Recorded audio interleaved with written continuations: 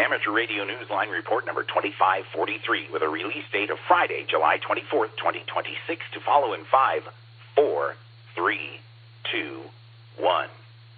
The following is a QST. D-expeditioners under 25 will activate Christmas Island. Get ready for a major meteor scatter QSO party and meet Newsline's Young Ham of the Year for 2026. All this and more as Amateur Radio Newsline report number 2543 comes your way right now. From around the world, this is Newsline, Amateur Radio's independent, on-the-air news and bulletin service. Now, reporting from Jonesboro, Arkansas, here's Skeeter Nash, N5ASH. Our top story is about a D-expedition that is taking an extraordinary turn, as 8 operators, all under the age of 25, prepare to lead the activation of Christmas Island later this year. Graham Kemp, VK4BB, tells us about this announcement. Young radio operators will be planning, leading, and operating the VK9XYD expedition in November and December of this year through a partnership between the Pacific Islands D-Expedition Group and Youth on the Air. Although young operators have been part of previous activations, including the 3D2Y remote from Rotuma and PJ6Y on the island of Saba, the Pacific Islands Group is calling this next operation a milestone. The lead operator will be Max Friedman, N4ML. Max and his team will have veteran D-expeditioners Greg Marco, W6IZT, and Glenn Johnson, W0GJ, as on-island advisors. Making the announcement on July 20, the team said the young operators will include Connor Black, W4IPC, Tyler Schroeder, NT1S, Lucas Bartkus, LY7J, and Urgent Giri, 7Q6UJ, and that many of them were part of the 2 previous D-expeditions. They will be on the air for about 18 days, starting around the 16th of November. This is Graham Kemp, VK4BB. In the U.S., the National Weather Service has its eye on the broadcasting spectrum as a possible avenue to ensure the delivery of weather alerts. Kent Peterson, KC0DGY, brings us the details. It's known as broadcast datacasting, the distribution of data using digital television, and it's showing promise for the National Weather Service as an alternative means of getting the word out. According to a report on the tvtechnology.com website, the NWS is working with the broadcast datacasting specialist, SpectraRep, to evaluate how the technology can provide a redundant pathway for delivering NOAA weather radio audio and other data during emergencies. The transmitted data would be undetected by viewers, according to the SpectraRep website. Broadcast datacasting has been around for quite some time and originated with closed captioning that appears on many TV screens. Broadcast datacasting is also in some European countries, although European TV employs different systems than those used in the U.S., such as digital video broadcasting and digital audio broadcasting. NOAA said that the research will help strengthen weather radio and broaden access to its information across the country. This is Kent Peterson, KC0DGY. An amateur radio operator and broadcast professional who helped the FCC make changes in its emergency alert system has become a silent key. We hear more about him from Andy Morrison, K9AWM. Jerry LeBeau, K2SMC, had a firm foothold in radio on both the commercial and amateur side. Licensed as a ham since 1955, he made his living in the broadcast world. He was a co-founder of the Sage Broadcast Group of Stations, which had properties in the northeastern and midwestern U.S. He was also a longtime member of the Society of Broadcast Engineers. Through his company, Sage Alerting Systems, he manufactured equipment that became widely used to transmit emergency warnings for governments and for the petrochemical industry. In 1994, he became involved in the FCC's efforts to make the transition from its older emergency broadcast system to the newer emergency alert system. Jerry was 81. What's better than a late July party? How about a second party a few weeks later? These are meteor scatter parties, and you're invited, as Jeremy Boot, G4NJH, tells us. HamSci is looking for radio operators to be calling CQ on 10 and 6 meters using the digital mode MSK144, or simply to serve as passive monitors during 2 upcoming meteor showers. The first are the Southern Delta Aquariids between the 29th and 31st of July, followed by the Perseids between the 12th and the 14th of August. HamSci is hoping to receive data collected on 28.145 megahertz and 50.260 megahertz, especially any WAV files of decodes and operator contact logs from WSJTX. These are not the last of this year's parties, however. The final Meteor Scatter QSO party will be during the Geminids between the 13th and the 15th of December. For operating hours and other details about how to help generate propagation data during these events, which are also friendly competitions, visit the link in the text version of this week's newscast at arnewsline.org. This is Jeremy Boot, G4NJH. The state of Nevada is poised to become home to what's being called the world's most sensitive radio telescope. Travis Lisk, N3ILS, tells us what's planned. Construction is about to begin for a radio telescope known as the Deep Synoptic Array, considered the most sensitive of its kind to date. The project is being led by Caltech, the California Institute of Technology, and is planned for the Nevada desert. According to the Caltech website, the telescope recently passed its final design review, allowing building to begin on what will ultimately be a collection of 1,650 radio dishes covering an area of 12 by 10 miles, or 20 by 16 kilometers. Scientists expect the Deep Synoptic Array to have the ability to collect and identify more radio sources in any given day than any radio telescopes currently in operation. The researchers said they expect its initial survey to note nearly 1 billion objects emitting radio waves. Its special functions will include the study of pulsars, black holes, and fast radio bursts, and it raises hopes that it will detect other transient events that have gone undetected until now. This is Travis Lisk, N3ILS. In Vermont, the relationship between ham radio operators and an advocacy group for the disabled has a long history, and it has traveled a long road. How about more than 100 miles every year? Daniel Garcia, W2DIY, tells us about this enduring relationship. Inside the communications trailer of the Twin State Radio Club, a handful of hams operated at several stations, always ready for the just-in-case moments that can happen when people run or ride horses along a long wooded trail in Vermont for 30 hours or more. As they have done for 34 years, the hams were supporting the Vermont 100, a fundraising challenge which drew 500 participants between the 18th and 20th of July. The runners and riders maxed out their endurance and determination in support of Vermont Adaptive Ski and Sports, which promotes accessible activities for athletes with visual and mobility impairments. The course had 10 aid stations and 4 horse holds, with amateurs present at each. Rob Mather, N1XSS, communications lead for the event, told Newsline that the course was well covered by amateur radio thanks to the Connecticut Valley FM Association's 2-meter repeater high atop Mount Ascutney.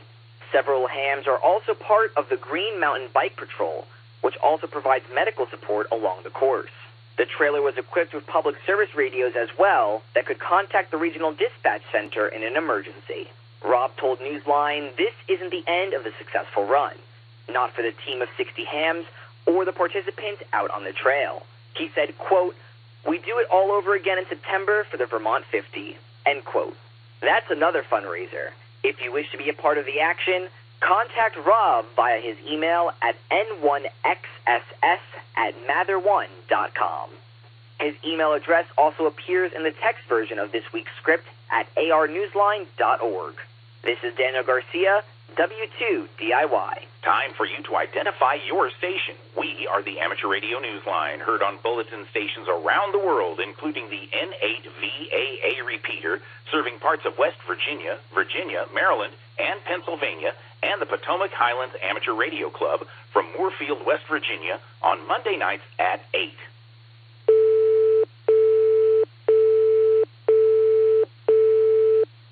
Have you operated on 12 meters yet? Have you even thought of trying it? Well, meet a ham who is actually challenging you to do so. We hear more about him from Dave Lee, M9TLB. 12 meters is typically not known as the most popular band for most operators, and so Ian, EI3LH, is posing a challenge that is rooting for this presumed underdog of bands. He has launched an activity known as Midnight Runners. It's a challenge to operators to use CW or SSB only to complete 12 contacts on the band during a single operating session, a field activity such as a POTA, SOTA, lighthouses or beaches on the air. Likewise, chasers at home can qualify to be midnight runners by logging their own dozen contacts with the portable stations. Sorry, but there are no grand prizes. Those who succeed in the mission do get a reason to feel grand anyway. They receive a membership certificate declaring them one of the proud midnight runners. And right now, there aren't many. Ian writes in his blog that this activity is his way of raising the profile of the 12-meter band, which he believes is often forgotten among CW and sideband operators. He said that the concept was born as a result of a discussion about 12 meters that took place on the SOTA reflector. If you complete your 12 on 12, be sure to let Ian know by contacting him at midnight@ei3h.eu and send a text list of your QSOs with all the details. Since this is a new venture, who knows?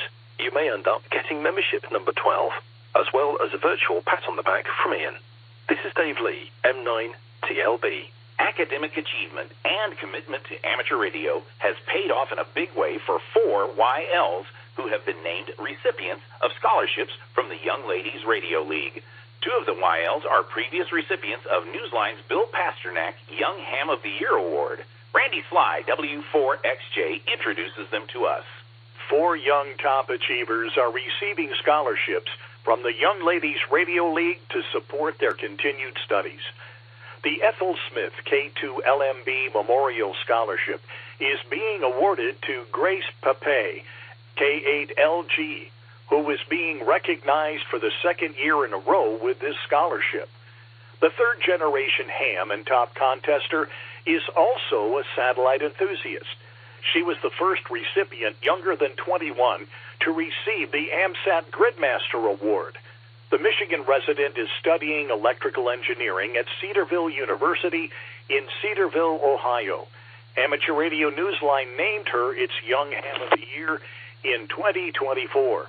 Last year's Young Ham Award recipient, Katie Campbell, KE8LQR, has been chosen by YLRL for its Mary Lou Brown NM7N Memorial Scholarship. An avid contester and CW op, Katie has been active as Assistant Youth Coordinator for the ARRL's Ohio section. Her commitment to other young people in ham radio has included roles with the Youth on the Air for the Americas and instructor for the Long Island CW Kids program. Sabrina Moll, WS8EMT, is receiving the Martha Wessel K0EPE Memorial Scholarship. A student at Columbia Southern University, where she is majoring in emergency management, she credits amateur radio with introducing her to emergency communications. A recent high school senior from Michigan, Kanushi Desai, KE8RNA, will be attending Johns Hopkins University to study electrical engineering with the help of the YLRL Scholarship. Kanushi serves as the ARRL Michigan Section's Youth Coordinator, and she is Vice President of the Midland Amateur Radio Club. She also edits their newspaper. Congratulations, everyone. This is Randy Sly, W4XJ. In the world of DX, listen for Tom, VK2TBC, using the call sign VK0TBC from KC Station, Antarctica, until December. He will operate SSB and FT8. Ishmael, 8P6PE, will be active as 9Y4/8P6PE from Trinidad and Tobago between the 25th of July and the 9th of August. He will be active from several POTA references. The call sign AT90VANI is on the air until the 16th of August to mark the 90th anniversary of All India Radio, India's state-owned public radio broadcaster. Operators are using SSB and SFTV on 10, 12, 15, and 20 meters. A team of operators, including BA1GM, BD1RX, BG1DX, and others, will be active from Shangshan Island, IOTA number AS158, using the call sign BY1AA during the RSGB IOTA contest on July 25th and 26th. Listen for them on the main HF bands. They will also be on the air on the WARC bands before the contest. For QSL information and other operating details for these stations, visit QRZ.com. Finally, this week, we're proud to announce the 2026 winner of the Bill Pasternak WA6ITF Memorial Amateur Radio Newsline Young Ham of the Year Award. Here with the story is the award committee chairman, Mark Abramovich, NT3V. Karsten Glassbrenner, KQ4SJM of Brookville in Central Florida, was almost speechless when he learned in a recent phone call he had been selected as this year's Yodi. You're kidding. That's awesome.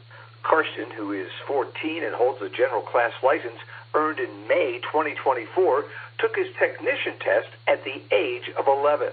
He is the son of Drew and Marita Glassbrenner. Karsten gives his dad, KO4MA, credit for planting the seeds that sprouted into an early interest in amateur radio, specifically satellites, and using radio to take advantage of atmospheric changes to talk to people far away. Talking through a technological box in space, but also a 2-meter E-skip and tropo, which was really cool, and some HF. Karsten says he was pretty nervous making his first satellite contact just a month after earning his general and called on Dad for some help. I hadn't learned completely how to point and polarize the antenna yet, so I was more talking, and he was helping me out through what I was going to say, since FM satellites they're rather quick, so it's kind of hard to understand when you're first doing them. So he was helping me out with the call signs, what to say, what to copy, and what a grid square was. I didn't know what grid square we learned yet. Karsten says his interest in sharing his newfound hobby with other young people led to invitations to speak at Hamcation and the Dayton Hamvention, and earned him a position as AMSAT's youngest ambassador. This past March, Karsten's proposal to get more young hams working satellites became a reality. It's called Students on the Air Days, and they're held the first and third Tuesdays of each month. Karsten has activated a number of rare grid squares in the short time he's been active. Karsten has well over 100 satellite contacts in the log and says he's looking to make many more. He begins high school this fall and says his interest in kit building, especially soldering components, might set him on the path to electrical engineering. From all of us here at Amateur Radio Newsline, congratulations, Karsten. I'm Mark Abramovich, NT3V. Karsten will be presented the award at the Huntsville Hamfest on Saturday, August 22nd in the Von Braun Center in Huntsville, Alabama. With thanks to Amateur Radio Daily, AMSAT News Service, Caltech, David Behar, K7DB, DXWorld.net, EI3LH.EU blog, Facebook, FCC.gov, 425DX News, HamSci, IRTS, Pacific Islands DXpedition Group, QRZ.com, Radio World, Rob Mather, N1XSS, Shortwaveradio.de, Spectra Rep, TVTechnology.com, Wireless Institute of Australia, YL Harmonics, and you, our listeners. That's all from the Amateur Radio Newsline. We remind our listeners that Amateur Radio Newsline is an all-volunteer, non-profit organization that incurs expenses for its continued operation. If you wish to support us, please visit our website at arnewsline.org and know that we appreciate you all. We also remind our listeners that if you like our newscast, please leave us a 5-star rating wherever you subscribe to us. For now, with Karen Eve Murray, KD2GUT, at the news desk in New York, and our news team worldwide, I'm Skeeter Nash, N5ASH in Jonesboro, Arkansas, saying 7-3.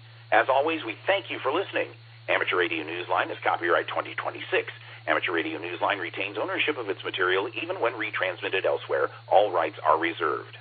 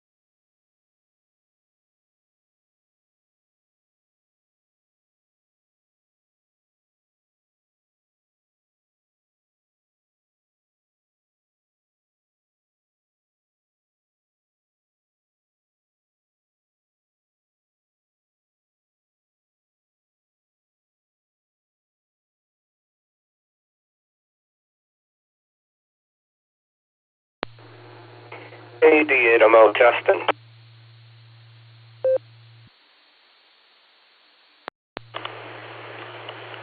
AB8MO, KD8SLG. What are you testing, Andy? That was my question. AA8CS.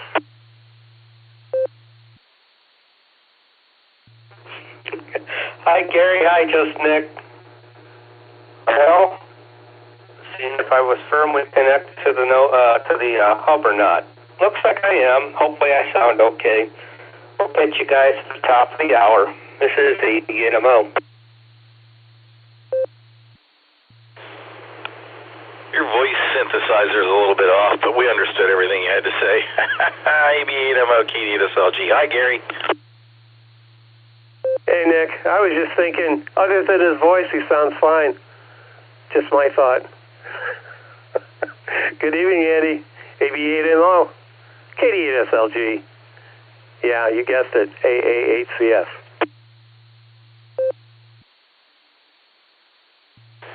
Maybe we are not the guys to ask for a sound check, huh? Maybe. Good to hear you, Gary. Glad you're here. AA8CS, KD8SLG.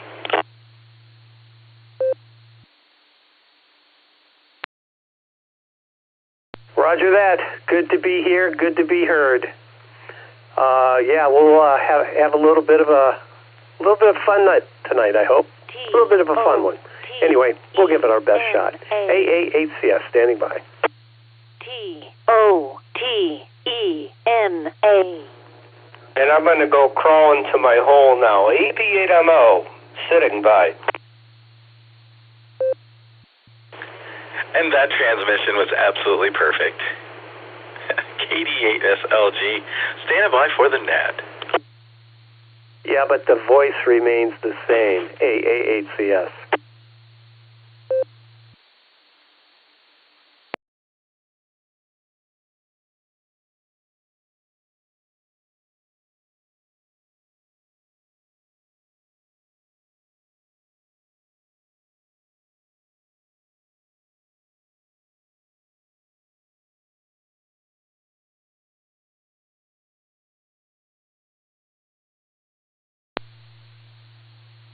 The weekly Serenette, featuring club news, trivia, and check-ins from some of the nicest hams in the universe, starts in 5 minutes.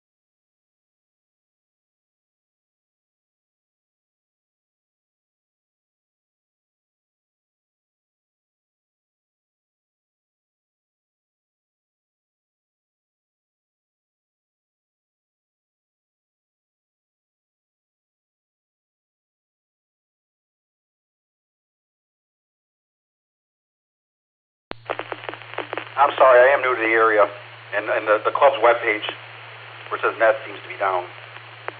Did I miss the net, or am I completely off? There's not a net tonight. NAWWR.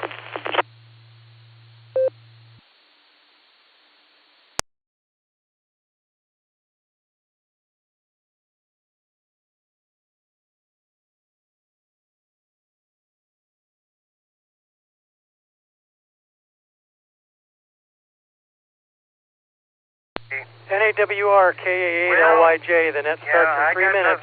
Hang on. Oh, is it 2000? Okay. My apologies. Yeah, like I said, the Nets page on the Sierra website is something wrong with it. So, standing by. NAWWR.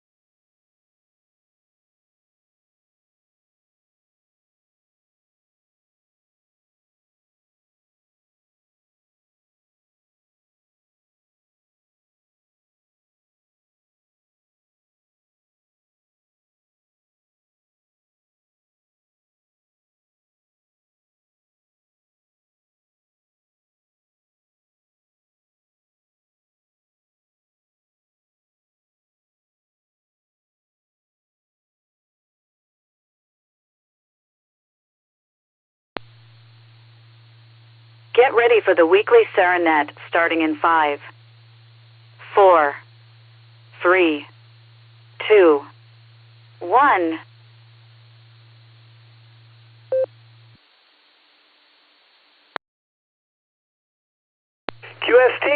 QST, this is W8WKY calling QST for the Silvercreek Amateur Radio Association Tuesday Night Club Net. My name is Gary. My personal call is Alpha 8 Charlie Sierra, and I'll be your net control operator this evening using the club call W8WKY.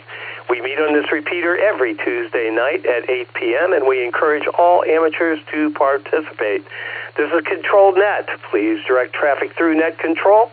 Priority and emergency traffic is welcome to break into this net at any time. Tonight, we're going to take in and out traffic first, followed by a round of regular check-ins. But before we do that, let's have just a couple of announcements. I have some sad news this evening. Last night, Bob Shepard, KD8ZXD, passed. He's now a silent key. Our thoughts, prayers,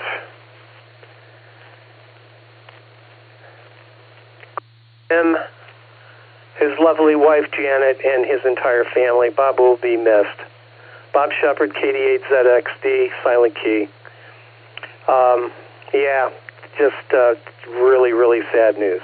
And I'm very, very sorry that I'm the one that had to announce that.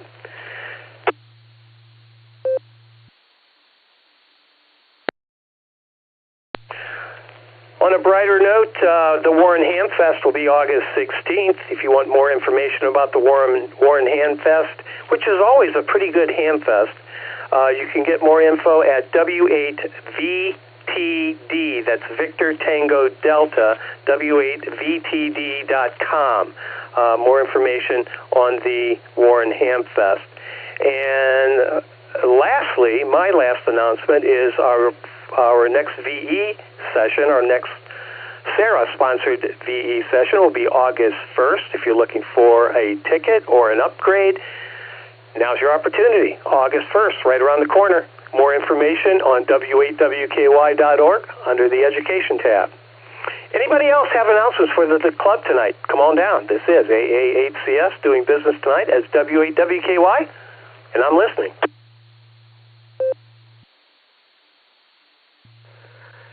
KD8ZSH, Randy in Akron. I have some information about the services for Bob.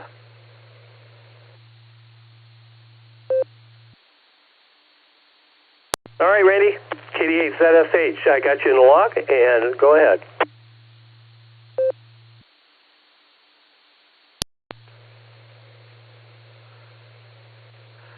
All right, let me pull it up here. Tuesday, August the 4th, 2026, viewing will be from noon to 2 p.m. with a service at 2 p.m. at the Donovan Funeral Home at 17 Southwest Avenue, Talmadge, Ohio, officiated by Reverend Dallas Billington. The funeral home is right there off of Talmadge Circle. That's about all I've got for right now. But I wanted to Janet asked me to try to get the information out. She had tried to check into the pajama net, and she could hear people, but they couldn't hear her, so she called and asked me if I could go ahead and make the announcement. So that's what we know for right now. Back to you, Gary.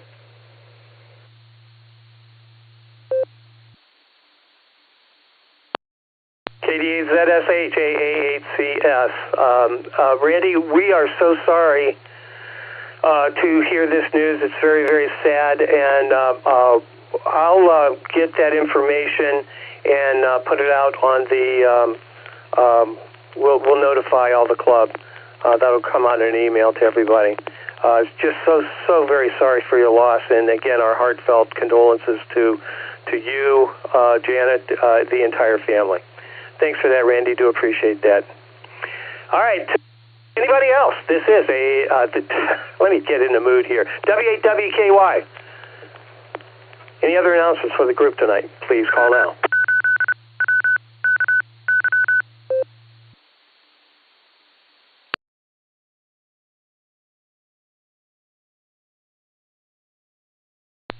Nothing heard. It's just really difficult to start off a ClubNet with news like that. But I'll tell you, Bob has been around for a long time, and I got to tell you, he was a terrific person, terrific human being, and he will be missed. All right, let's see.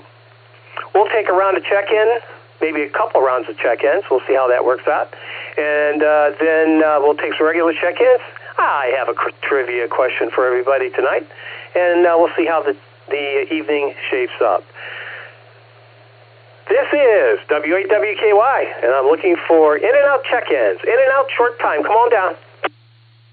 Whiskey, Bravo 8, Victor, Mike, Whiskey, Jim in Barberton, in-and-out. November 8, Whiskey, Sugar, Bill is in London. Out, please. F8, Saratoga, sir. Mark, Wadsworth, in-and-out. Kilo Echo 8, Juliet, November Hotel, Doug and Rittman, in and out. Whiskey 8, Charlie, Tango, Mike, Chariot, Portage Lakes, in and out. Whiskey Alpha 8, Kilo Oscar Charlie, WA8 KOC, Fred and Akron, in and out. Have a great night, Gary. Thank you, Randy, very much.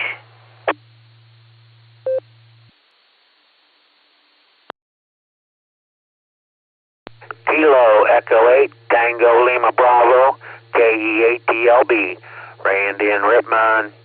I'll be in and out, 73, and God bless everyone.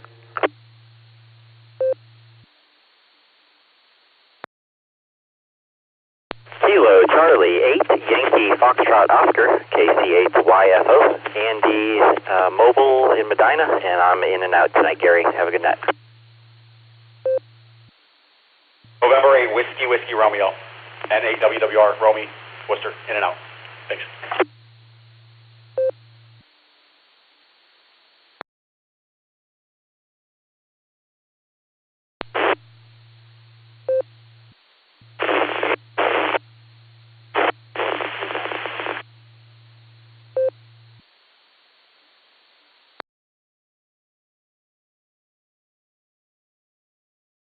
All right, I'll pick it up. That last station, you just didn't make it. You just didn't make the repeater.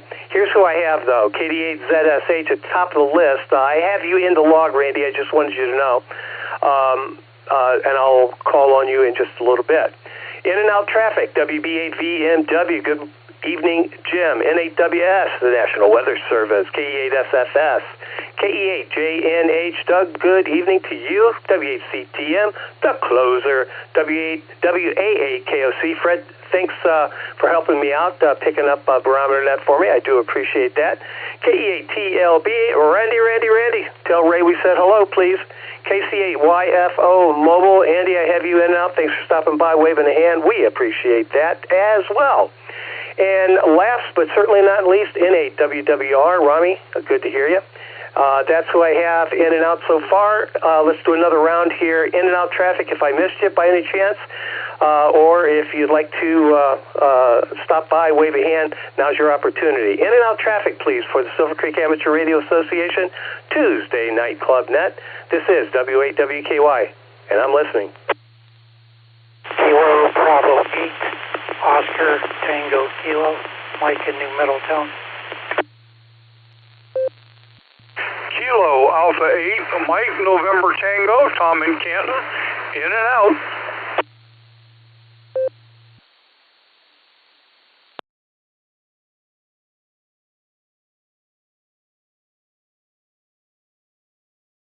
All right, gentlemen, nicely done. We picked up KB8OTK. Thanks, Mike, for being here. And KA8MNT, good evening to you, Tom, and please our best to your lovely bride, Linda, there. All right, let's see if there's any regular check-ins out there. want to play a little trivia tonight and share with us whatever you got. That's the whole idea. So, regular check-ins. This is W8WKY, and I'm listening. Kilo Alpha 8, Lima Yankee Juliet, KA8, LYJ, Bob, in the Magic City. Whiskey Alpha 8, Juliet Romeo, John, in Wadsworth. Alpha Bravo 8, Mike Oscar, AB8MO, Andy in Beechwood. Kilo Echo 8, Quebec Foxtrot Tango. Fred in North Medina. Kilo Echo 8, Echo Hotel Golf, KE8EHG, Mike in Navarre. Kilo Echo 8, Zulu Romeo, KE8 ZZR, Harry and Wadsworth.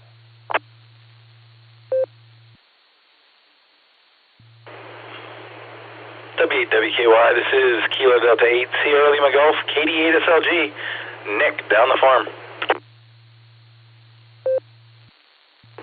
Kilo Echo 8, Victor Oscar X-Ray, KE8 VOX, Scott, Vermilion.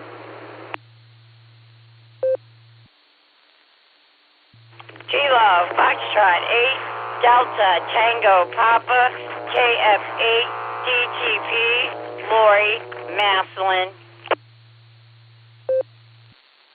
W8WKY, this is WO3X, Whiskey Oscar 3 X-Ray, John in Cuyahoga Falls.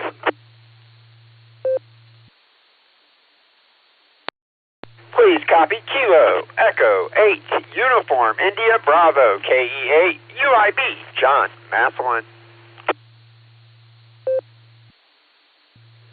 Kilo 8, Kilo Charlie Sierra, K8 KCS, Zach in Dalton.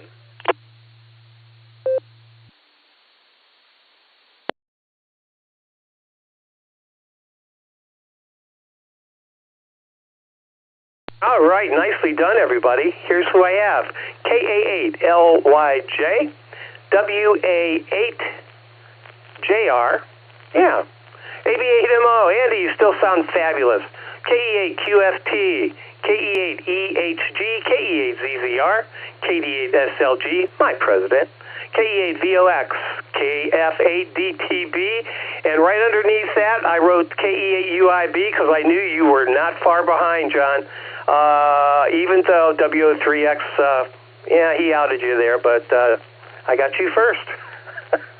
I hear DTP and I think UIB, and I hear UIB and I think DTP. For right or wrong, that's the way it is. K8KCS, Zach and Dalton. Good to hear you this evening, Zach. All right, anybody else want to join us? This is regular check-ins for the Silvercreek Amateur Radio Association, Tuesday night Club Net. Please call W8WKY. November Tango 8 Delta NT 8D Dave Copley. Whiskey 2 Juliet Lima Sierra John W2JLS around the corner, Erie. Kilo Foxtrot 8, Delta Tango Alpha, KF8 DT8, Jeff, New Franklin. Kilo 4 Oscar Golf, K4OG, the preliminary minutes are out.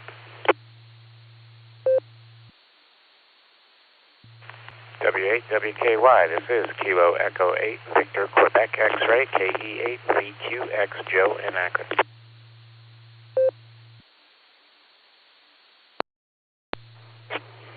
Kilo Foxtrot 6, Peace on Earth. Peace on Earth.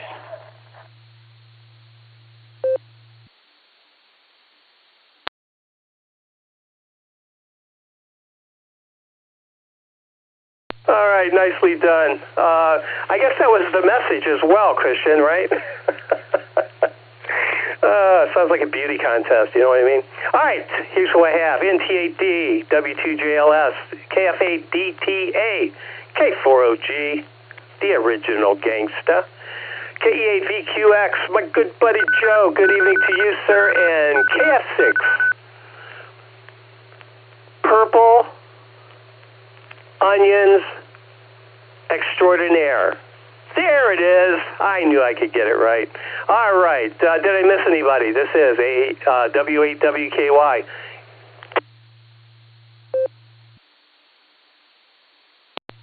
Kilo 8, Mike, Romeo Echo, KAMRE, Mike, New Franklin.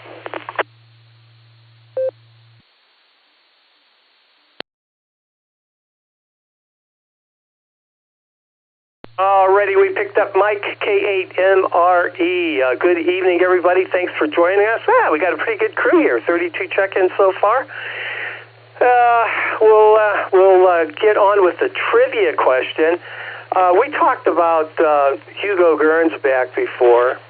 I had a series of questions about the remarkable life of the gentleman, and we learned how one person's vision helped shape both amateur radio and science fiction. Tonight, I got another three-part question. We'll see how all that works out. But no, it's three separate questions, 3 separate weeks. We'll do it that way. But unlike Gernsback, this individual is known to millions for his science fiction novels. Yeah, but long before many of the technologies we now take for granted existed, he made a prediction so accurate that engineers eventually turned it into reality. Tonight's question is about that remarkable prediction. And here's the question. In 1945, Arthur C. Clarke, yeah, you know him, 2001: A Space Odyssey, proposed an idea that eventually revolutionized worldwide communications. What was it? There you go. All right, here's your distractors. A, fiber optic communication. B, geostationary communication satellites. C, cellular telephone networks. D, GPS navigation satellites. There you go. All right, we'll repeat it. Let me grab a quick nickel.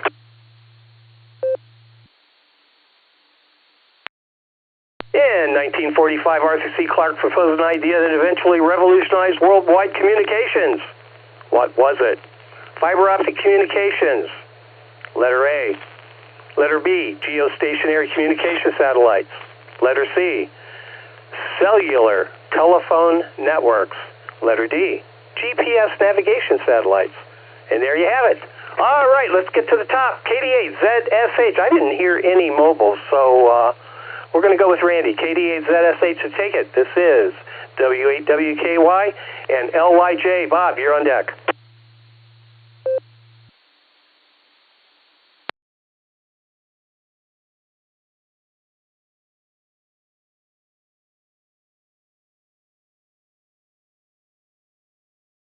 KD8ZSH, W8WKY.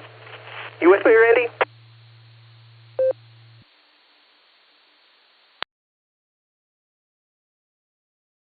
All right, he might have been in and out based on the circumstances. I would say that would be the right call there. All right, get it started with Bob, KA8LYJ to take it, and WA8JR. John, you're on deck. W8WKY, this is KA8LYJ. Good evening, Gary. Good evening, group. Not much to talk about today. It was kind of a down day for me. Had a telehealth appointment in the morning, and then helped my friend with transportation while he was getting his brake lines replaced, and that was about it today. But you did happen to pick what might be my favorite science fiction writer. I'm going to go with Bravo on this one. And this is KA8LYJ. Back to you, Gary.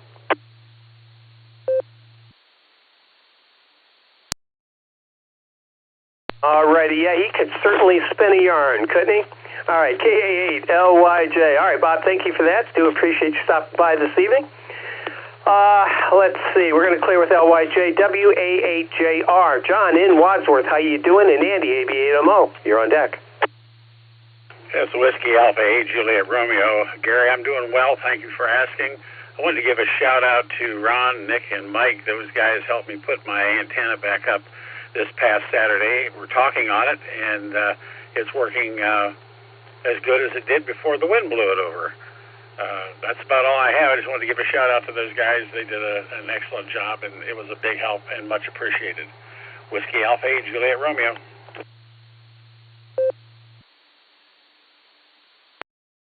Right, John, very good. Yeah, those guys do good work. Yeah, what work they do is pretty good, but glad it's working for you. And do you have a guess for the trivia question tonight?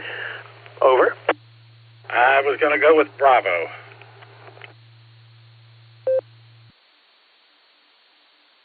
Alrighty, sir. I assume you are still going to go with Bravo, so that's what I'm going to write down for you. All right, thanks for being here, John. Do appreciate that. Let's head out to, I forget where you said you were, Annie, Beechwood or something? Is that where you normally live? AB8MO to take it. This is W8WKY. And Fred, QFT, you're on deck. This is W8WKY.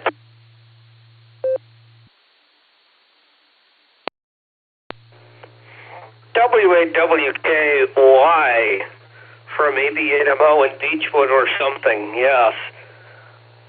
Maybe you didn't hear. I had a house fire about, over 3 weeks ago. Was contained to basically one room, which ended up being my apartment / radio shack. But it was an electrical, it came in from the street. So until the insurance gives us the okay to get the electrician in there to evaluate our electrical system, well, we can't live there because we can't turn the power on. So I'm in Beechwood now for at least till the end of August, looks like. And we haven't had any calls in a couple days from anybody or the insurance or anything, so we don't know what's going on. So I'm just trying to make the most of it. Well, my group meeting in Cuyahoga Falls got canceled this afternoon. So I'm not in RF range, so you guys have to suffer with me on Allstar. What can I say? It seems like the longer I keep it connected, the better it works, but I can't be in my hotel room all the time. So it only at most gets connected for a few hours at a time, and that's it. So trying to make the most of it, and hopefully my signal's acceptable. Well, I guess I'm going to go down the B as a Bravo rabbit hole. Although it is science fiction, so I suppose it could be any of those answers. You know what? I'm gonna scrap the Bravo. I'm gonna go with Delta just for the heck of it, because it is science fiction after all. I mean, we know all of those to be feasible now, but in 1945 or whatever that was, you just never know. So if I'm wrong, oh well, I don't care. Back to you there, Gary. Wait a minute. W8WKY. This is AB8MO.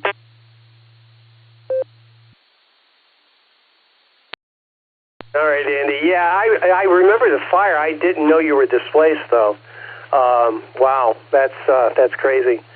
And that's a long time now for them not to even have someone come in and evaluate.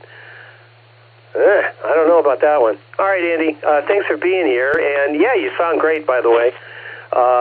So yeah, it's working fine. It's working fine. Whatever you're doing is working fine. Got you down for Delta. Thank you for being here tonight, Andy. We do appreciate that. And really good luck with all that insurance stuff. I don't know if you remember it's been 2 years now, I guess. Our neighbor's house caught on fire. We were in Texas. I saw the whole thing on our security camera, and it melted the siding on the side of my house. And I had a tiff with the insurance company as well. I don't know why they can't just do their jobs. I mean, they certainly are Johnny on the spot when it comes to paying the premiums. All right, we're going to clear with you, Andy. Take care, and have a terrific Tuesday. Yeah. Clear with AV8MO. Let's see what's on Fred's mind. KE8QFT to take it. This is W8WKY and KE8EHG. Mike, you're on deck. Well, thank you, Gary. Sorry about the fire, Andy. Yeah, I live in an apartment complex. I've been here since 2018. The week I moved in, we had 9 units burned down. All these units are side by side like row houses. So, oh man, I think about fire a lot here. As far as the trivia, I wish it could have been the Blue Street. Because I need to know how to spell stuff when I Google. Never mind. I'm going to say Bravo. Bravo would be my answer. I'm watching my Guardians here. The Guardians of the Night. The Guardians of the baseball world. Holy cow. Pitcher's got like 1, 2, 3, 4, 5, 6, 7. Wow, I can't believe it. About 9, 10 strikeouts here in the 5th inning. But, oh boy. What else? That's about it. Hope everyone has a good week, and I now return you to your regularly scheduled program, K8QFT, back to net control. Fred, you didn't tell us who is winning and which pitcher has the 8 strikeouts in the 5th inning. So, over to you. Well, unfortunately, the Reds are up 1-0 in the second game of the doubleheader. The Guards won the first one, and it's Gavin Williams. I see, someone's holding up a sign. It had 9 or 10 strikeouts in 5 innings. So, of course, I can't hear the game. I got it muted. So, okay. That's it for the sports report.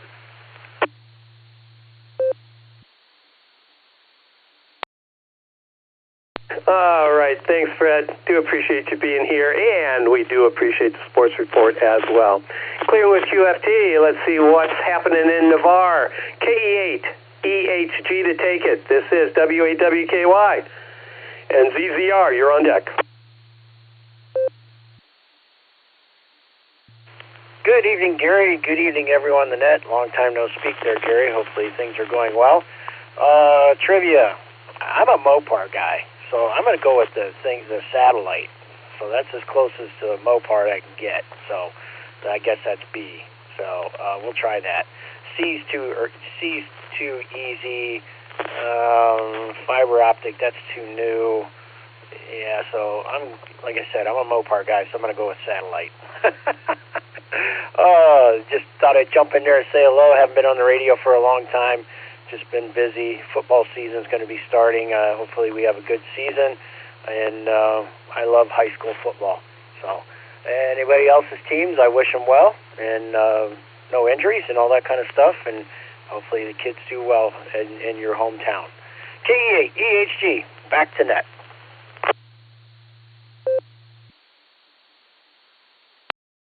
That's well said, Mike, and I concur. I think high school football is a great sport, and it is such a community builder, if you would. Win, lose, or draw, it really is. It brings the community together. All right, Mike, thanks for being here, buddy. You take care. Enjoy the rest of your evening, and we'll talk again soon. Clearing with EHG, let's pick up a ZZR. KE8, ZZR to take it. This is W8WKY, and just Nick, you're on deck.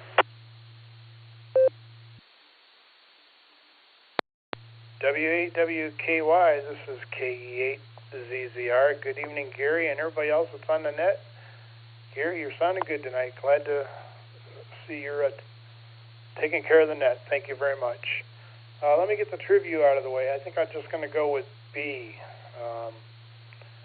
The other three, I think, are kind of too new, so I'll stick with B. And not a whole lot happened here today, just kind of R&R and just doing stuff around the house. So that's about all I got to say. I do have some words for Andy. As you know, I'm a retired residential building inspector, and Andy, just keep on the insurance company. Don't let them string you along. My neighbor across the street here in Wadsworth, their house caught on fire last August, and they're still not moved in yet. They're still working on it, and they're getting strung around by the insurance company. So make sure you stay on top of the insurance company, and you may want to reach out to the Geauga County Building Department to see if the insurance company has reached out to them, just a tip there. So with that, I'll turn it back to you, Gary. This is KE8ZZR Claire.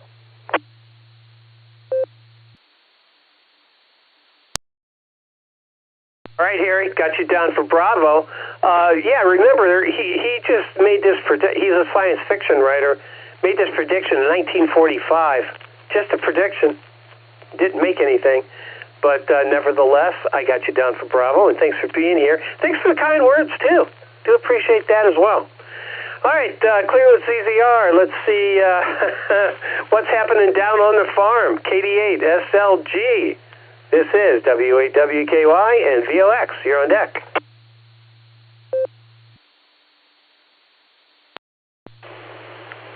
W8WKY, this is KD8 SLG. Good evening, Gary, and all the Sarah Club netizens. A little housekeeping here real quick. K5CFY, Ray, asked me to proxy him in and out tonight. He's running the net down in Oklahoma right now, so he wishes he was here with us. However, he has his duties, but throw him in there on the in and out list if you would, please, Gary. And for Christian, it's purity of essence. Purity of essence, Christian.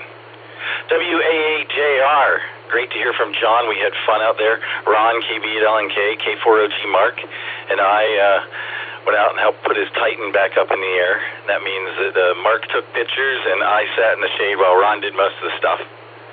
You know how that works, Gary. On to trivia. I'm going to go with Bravo. I think the stationary part is what I remember reading back in the day from my Arthur C. Clarke readings. Lots of stuff going on. Lots of stuff going on. W8L, International Lighthouse and Lightship Weekend. That's going to be our call sign for that. Josh has a great write-up on W8WKY.org with all the information about that. That's going to be, when is it? August 15th. Saturday, day before Warren Hamfest. And that looks like it's going to be a good time. It's kind of snuck up on me. Our next meeting is August 20th. Looking forward to that, of course.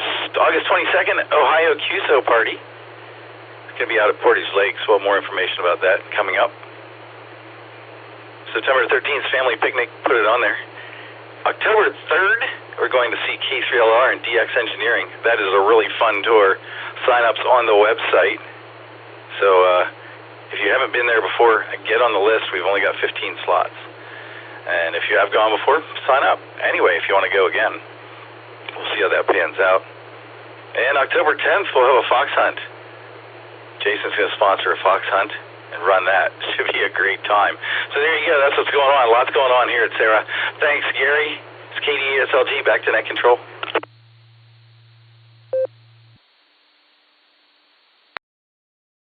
Oh my, oh my, oh my. What a busy, busy summer. Yeah, lots of cool things happening. You know, we need a web page.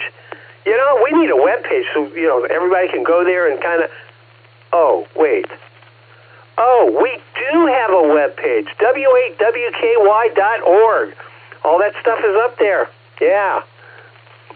Go and read it. It's all there for the taking. Thanks for that, Nick. Man, you're running a tight ship, and that's a good thing. Yeah, and Josh does a fabulous job, that's for sure. All right, we're going to clear with my president, and let's see what's on Scott's mind. KE8, VOX to take it. This is W8WKY, and the Lori and John show is on deck.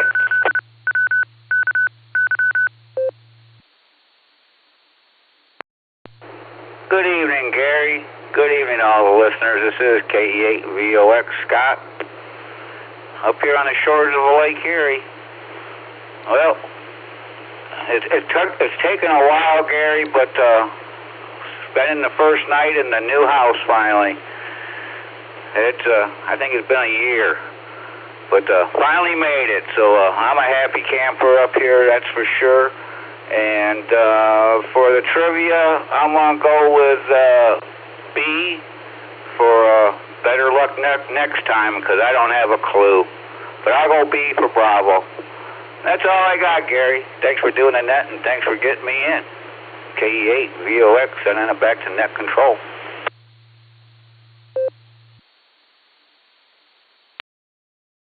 KE8VOX, W8WKY. All right, Scott. Congratulations on your first night in the new digs. That's fabulous. Sounds like the antenna's working, wherever that might be. But anyway, you're doing fine business there, sir. And again, congratulations. I just don't want to be left out of the housewarming party. Don't forget me. KE8VOX, we're going to clear with you.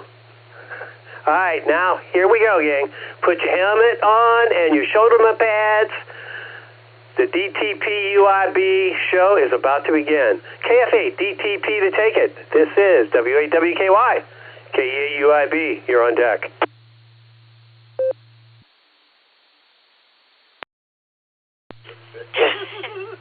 W8WKY from KF8 DTP. Not much going on here. It was a really crazy day at work, so we're just kind of sitting and picking on each other like we normally do. So nothing new. Now, my trivia answer, I have not got a clue because I've been kind of like flying around the house doing this, doing that. Just my nightly stuff I do. So I'm just going to take a guess. I'm just going with B. I don't really know the answer, so I can't even begin to tell you because I don't even remember what the question is. So,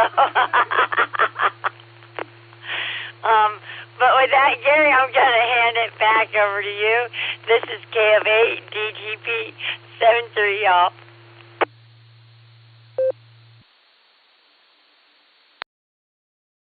All right, Laura, you got you down for Bravo. You guys crack me up, you really do. I need it. Whatever it is you guys have, I need it. KF8 DTP, we're clearing with Lori, and let's see what's up with UIB. Big John, how you doing this evening? This is W8WKY. And WO3X, my favorite zero station, is on deck.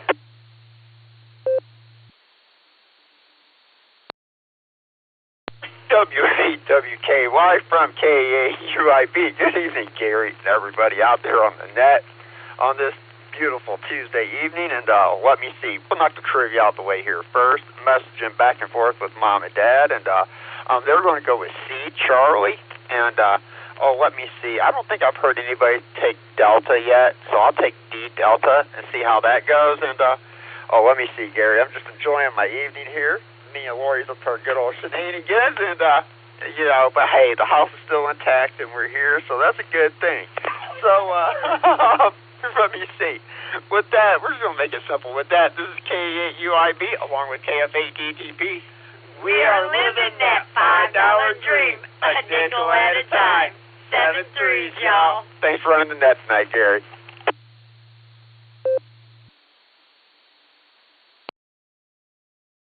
All right, DTP and UIB. Maybe we just make one call. We'll call it, I don't know. I'll have to work on that one. Got your parents down for Charlie. And is that what you call it? Shenanigans. All right. You need to bottle it and sell it. That's for sure. We're going to clear with UIB. Let's see what's on John's mind. WO3X, my favorite zero station. How you doing, John? This is W8WKY and K8KCS. Zach, you're on deck.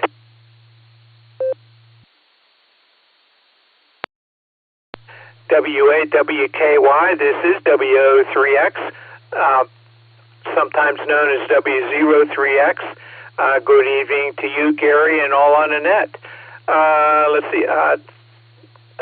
During some of those answers, I heard BCD, and that reminded me of binary coded decimal, which I used to use back in the 1970s with our steel mill equipment controllers.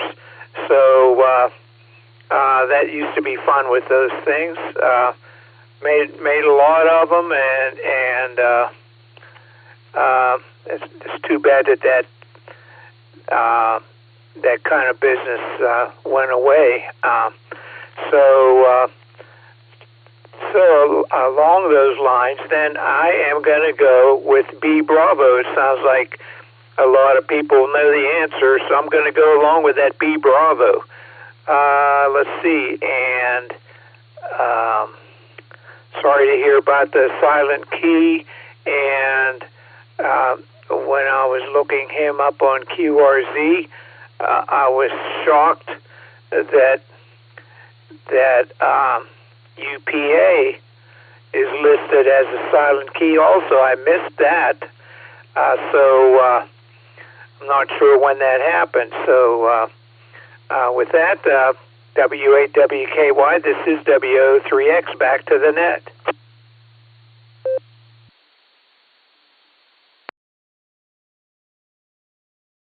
All right, John, very good. As far as Russ is concerned, WB8UPA, he's been gone for, I'm thinking almost 2 years now, if I'm not mistaken.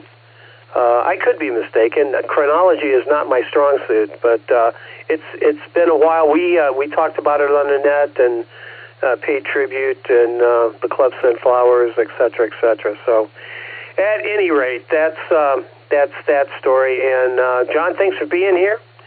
I got you down for Bravo. That sounds like a good guess. A lot of people are of the same ilk, so we'll see how all that turns out. John, thanks for being here, buddy. Take care. Have a terrific Tuesday. Yeah, do that.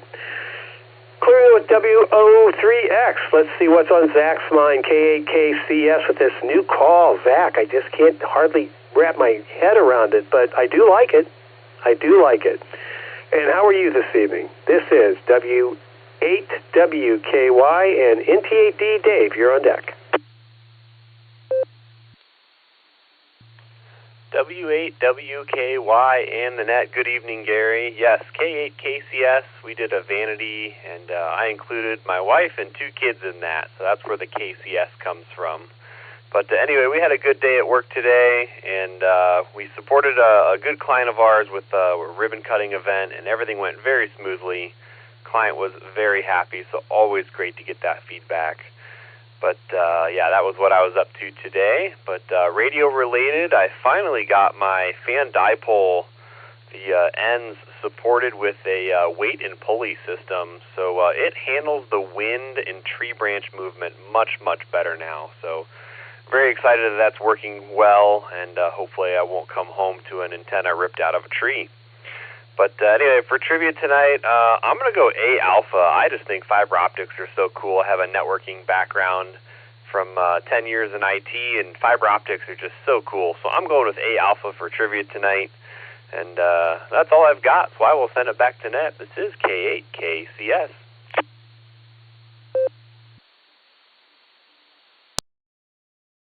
All right, Zach. You know what? I got to tell you something. That might be a nice topic for a club meeting. Trying to get wires to stay up in trees is an art form. And if you got a system that works, maybe that would be something that is shareable. Just a thought. K8KCS. We're going to clear with Zach. Let's head over to Copley. NT8D to take it. This is W8WKY. And my neighbor, John, W2JLS. You're on deck. W8WKY. Thank you there, Gary. Nice to be aboard tonight on the net. As far as the antenna hanging, my 80-meter loop has come down again. Going to try to get that fixed up before the end of the summer. I need to rehang that next year and make it right. So the solution to this problem is to use counterweights and a pulley. That way when the limbs start swinging back and forth, the wire doesn't break. The weights just go up and down. And so that would be a fun little thing. Maybe I can talk about that sometime. It's in the antenna book. So using counterweights to support your antenna is how you keep the wires from snapping. But over 15 years, things just go bad. Let's see, answer to the trivia question. I'm going to go with Bravo.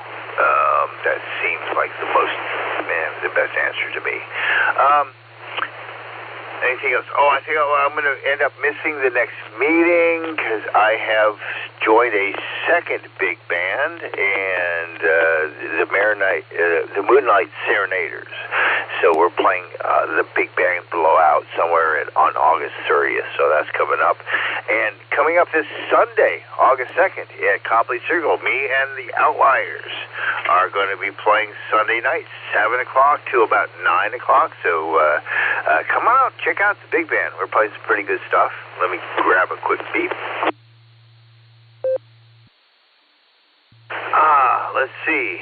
So that's the fun stuff coming up. August 15th, International Lighthouse and Lightship Weekend.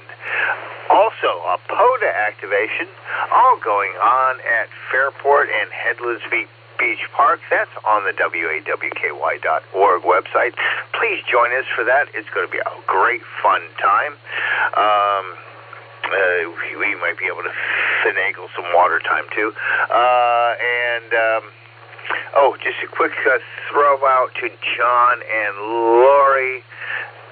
Hey, guys, how about you and me and Renee and you guys, when do we get together to play some cards? It sounds like we could have a fun time. Sorry for the public request. NHTD, back to WAWKY.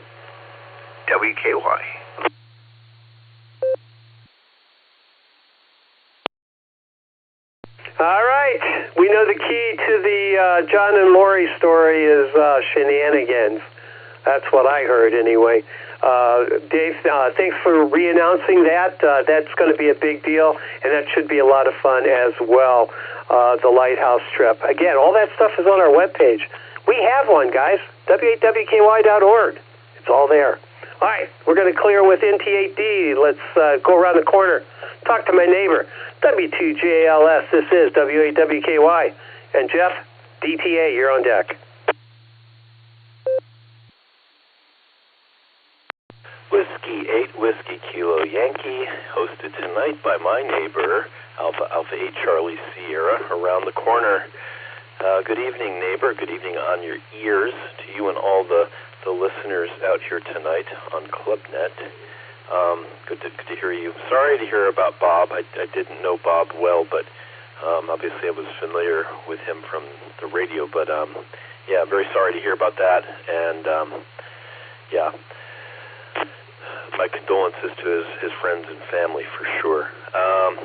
Let's see, the question, I see like everybody and their brother, probably their parents, is going with B. I'm going to stick with my original guess, and I must confess to, while I'm familiar with Arthur C. Clarke, at least a couple of items there, I wasn't entirely sure.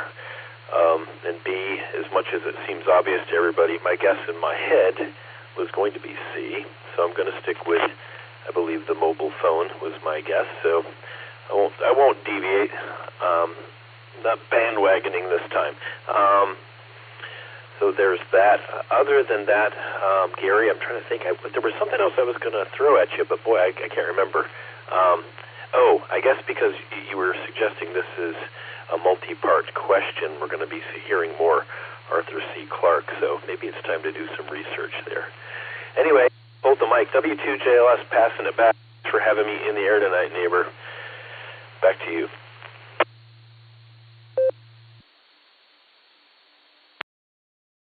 W2JLS, W8WKY. All right, John.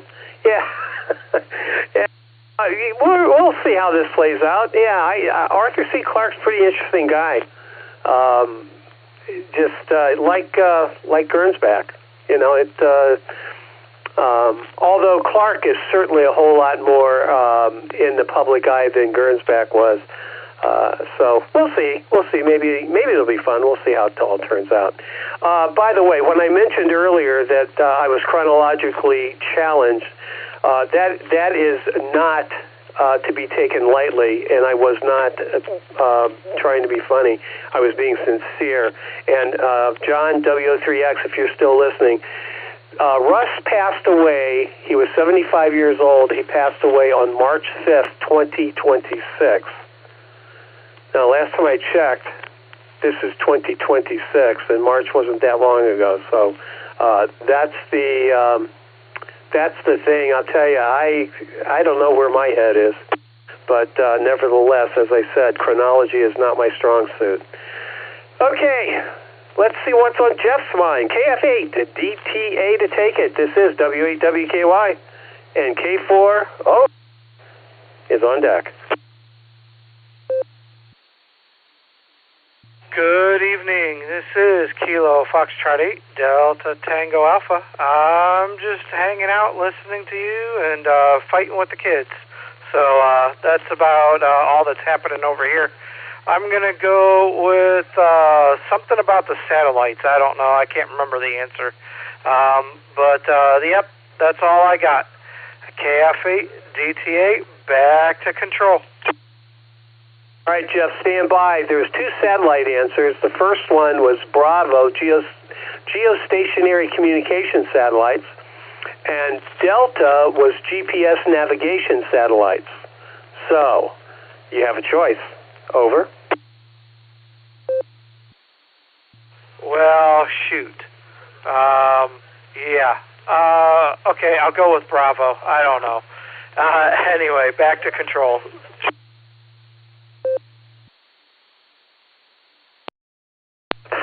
All right, Jeff. Oh, man. All right. I got you down for Bravo. Thanks for stopping by, waving a hand this evening. Do appreciate that. KF8 DTA, we're going to clear with you. Let's see what's on that gangsta's mind. K4OG to take it. This is W8WKY and VQX. You're on deck. W8WKY, K4OG. Good evening, Gary. Gary, I got to tell you, I'm chronically challenged too, chronologically challenged. I was telling everybody this morning it was Jim's birthday. Happy birthday, sending Jim presents. Heck, Jim ain't going to turn 89 till August 28th. So there's that. And thanks to John, WA8JR, for the Sarah Club committee membership recognition, member support. Yeah, we love to do that. It's fun. And KB8LNK, he is the bronze and the brains, and Nick helps, and I'm just the picture taker. Sometimes I run and get a tool or two, but I need the fluff for my minutes and meetings, so that's always cool. Yeah, we're really going to miss hearing Bob and hearing KD8ZXD on the Pajama Net, so condolences to their family for that. And let's see if I can get to the trivia question. Gary, that's a good one. It's a tough one. You know, Arthur C. Clarke, you mentioned 1945. You got a couple of satellite things in there, and I'm like, well, the Sputnik didn't go up till 1957. Maybe I'm overthinking this, but... And cellular, I don't know. Gee, I really want to believe Arthur C. Clarke, instead of looking up in space, was looking at his telephone lines thinking, instead of electricity, there ought to be light going through a glass tube. That's what I really want to believe. So I'm going to go with Alpha. K4OG, before I time out. Back to the net. 73's all.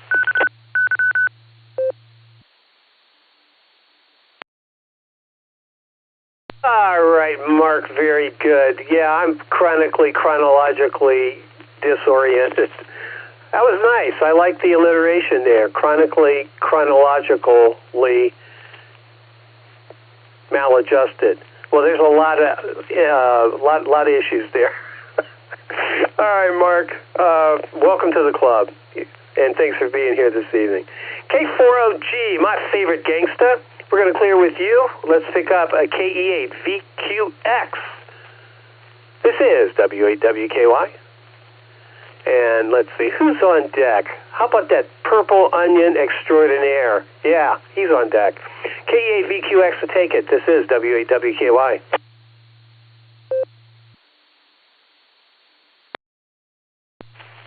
W8WKY, this is KE8VQX. Good evening, Gary, and everyone on the net. Good to be here. Cut our motorcycle trip a day short. We were down there in West Virginia. It looked like it was going to get really crummy today, and it did where we were. So we kind of booked out yesterday. Rode 320 miles back up here. It's probably good we did. Anyway, the 3 days we had were great fun. A little bit of camping, a little bit of staying in just a local hotel. Mom and pop place was pretty cool. Pretty cool also. So glad we did it. Just wish it was another day longer. Anyway, trivia. I'm going to go with B. Bravo. I've never read much science fiction for some reason. I like science fiction movies, so I'm not sure why I have that empty slot or that gap in my reading. Maybe I'll have to pick that up as something to start reading rather than just history. Anyway, thanks for getting me in, Gary. Good. Thanks for doing the net, and I'll probably hear some people tomorrow. This is KE8VQX, back to W8WKY.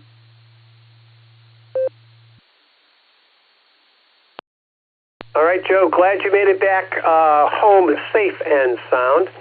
And yeah, inclement weather and motorcycle riding, they're not partners. They really aren't. I am curious, were you able to run by Whiskey Run? Over.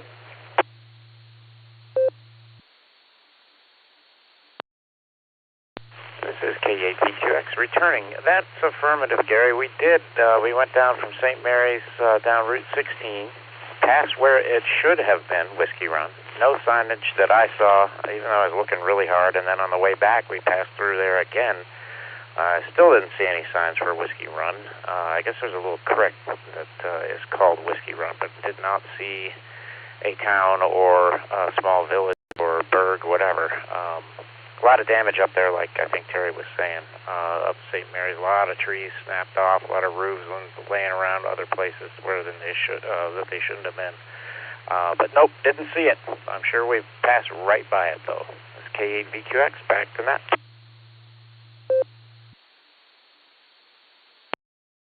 All right, Joe, very good. Thank you for that. We're going to have to check out with Terry, see if he can put a sign up. I mean, if I run down there, I want to make sure there's a sign that says "Welcome AA8CS."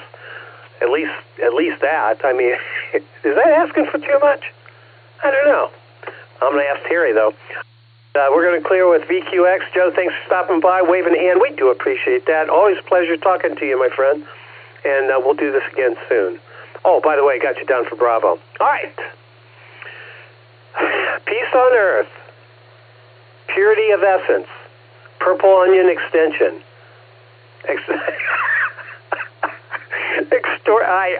I can't even get my own phonetics right. KF6, POE to take it. This is W8WKY and MRE, you're on deck.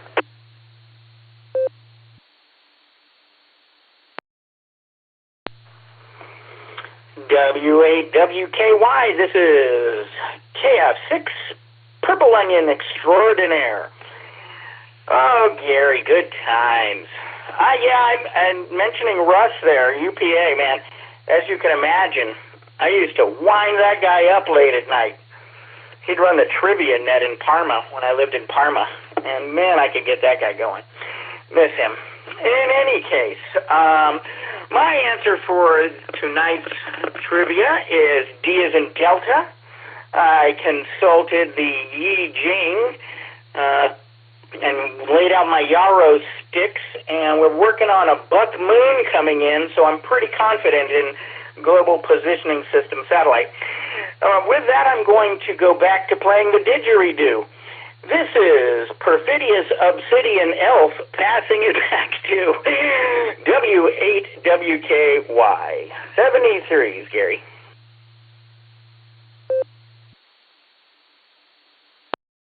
Oh, I deserve that.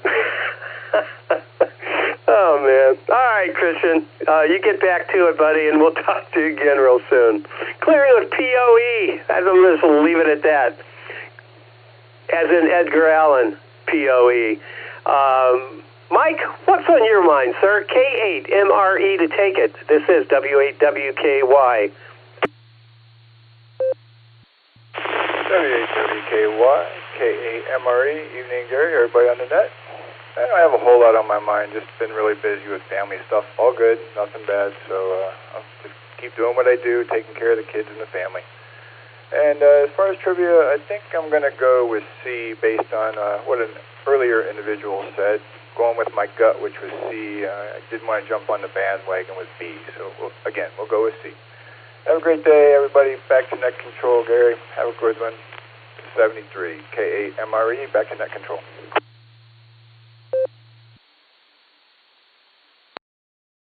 All right, Mike, very good. Thank you for being here this evening, and do appreciate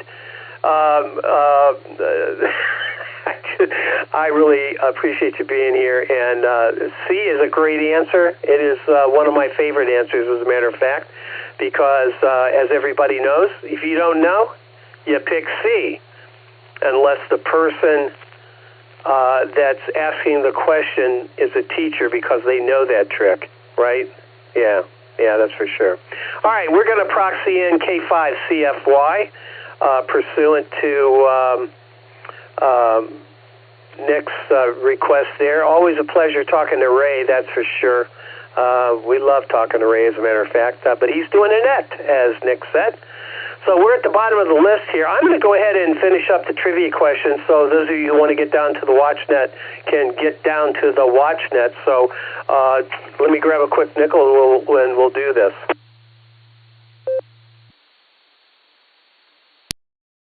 Yeah, tonight's question was, in 1945, Arthur C. Clarke proposed an idea that eventually revolutionized worldwide communications. What was that idea? Well, the correct answer was Bravo, as most of you got, by the way. It's geostationary communications satellites. That's the correct answer.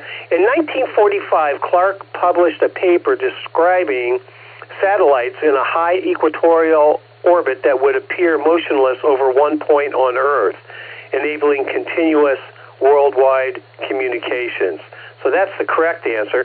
Fiber optics, well, that's incorrect. Fiber optics became practical decades later through the work of many researchers. Cellular telephone networks, that was the Charlie distractor. Cellular systems were developed beginning in the 1970s, and GPS navigation satellites, which was the Delta distractor. GPS was developed decades after Clarke's proposal. So really, that's about that. It was all about the satellites, as someone said, but it was the geostationary communication satellites. Let me grab a nickel.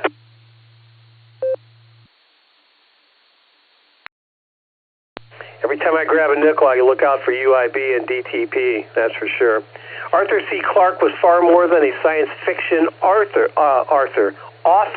He was a visionary who combined scientific knowledge with extraordinary imagination. 12 years before Sputnik became the first artificial satellite, Clarke accurately described how satellites in a special orbit could provide global communications. Today, satellite TV, weather monitoring, emergency communications, and international communications all owe something to the concept he described way back in 1945.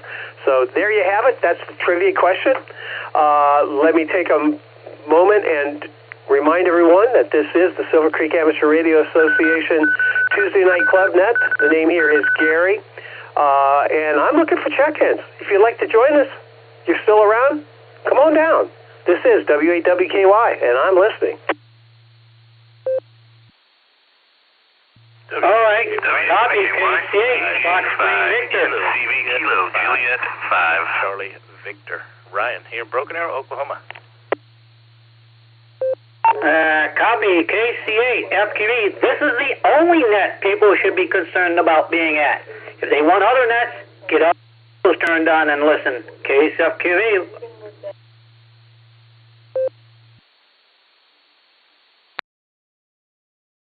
All right, let me try this again. I have KC8FQV in the log. I have no one else. So there was a KJ5 station. Start with you,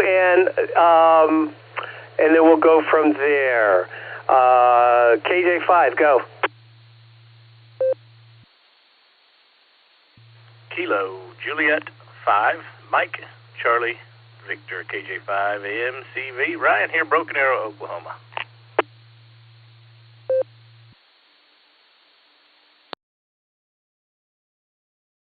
All right, Ryan, got you in the log. Anybody else? This is W8WKY, and I'm listening. Please check in KD8J and X, Brooker and Rittman. I'm just going to be in and out, Gary. Kilo, Charlie. And Kilo, Charlie 0, Lima, Romeo, Mike, KC0, LRM, Kelly in Wichita, Kansas. And AP8MO recheck.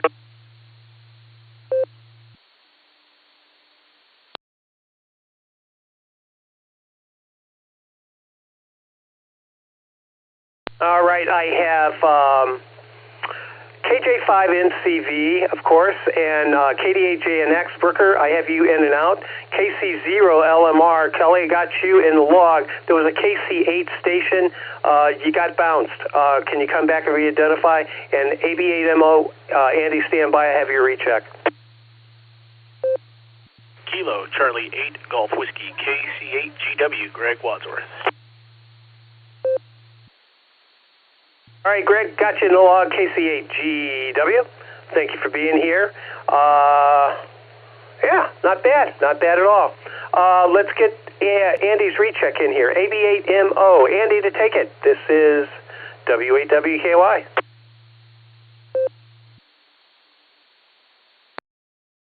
Gary, WWKY for maybe an MO. I don't think I've ever heard that phrase, you got bounced, in reference to radio. I wonder what that means. Anyway, wanted to thank you for plugging the Warren Amateur Radio Association Hamfest on August 16th. So you guys are wearing Josh out, so he said he can't help us this year. So I'm going to be driving all the way to Warren for our last club meeting before the Hamfest. Try to shake the bushes a little bit there and get a couple more volunteers. But it's shaping up to be another good Hamfest, and hopefully have a chance to have Sarah represent. They did a very good job last year. Thanks, Gary. Just wanted to thank you for announcing the Hamfest. I almost did it again. WAWKY. This is AB8MO.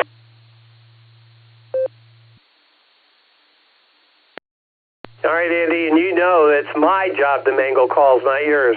Mine alone. If you're interested in more information about the Warren Amateur Radio Association Hamfest, the webpage is W8 Victor Tango Delta VTD Victor Tango Delta. Are those are not the right phonetics, are they? Oh well, that's the best I can do right now. All right, let's go to the top of the list here. KC8FQV to take it.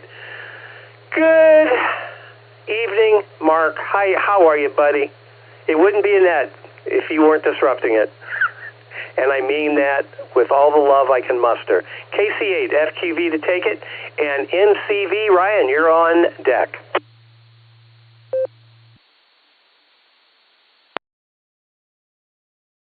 Good evening. Gary, I have to remember who it is. Yeah, this is the only net you guys got to worry about is the Silvercreek net. But Yeah, I heard the trivia thing. Yeah, definitely it would be Arthur C. Clarke. Because the other ones are all, yeah, fiber optic. It started in the mid 80s. It started, and they put a lot of dark fiber up. With a lot of dark fiber. You know, they would put two up. There was a lot of dark fiber put up. So eventually it was growing and got lit up. And of course, just you think that just is part of getting things positioned. That wasn't nothing. Cellular, you know, that was just land stuff to get mobiles going. So, yeah, it definitely was Clarke. But, you know, everything else is going good. Yeah, I go home, people get a wrench and messed up. I get a wrench for the hot water heater, so I got to deal with that later. Either tonight or tomorrow. I want to deal with it tonight. So we'll try that. But, you know, I got a diabetes thing going on that talk about going back to school with diabetes. I figure I'll listen to that even though I'm not at school. It's just as good listen to see what they're talking about. So we'll send it back to net. KCFQV.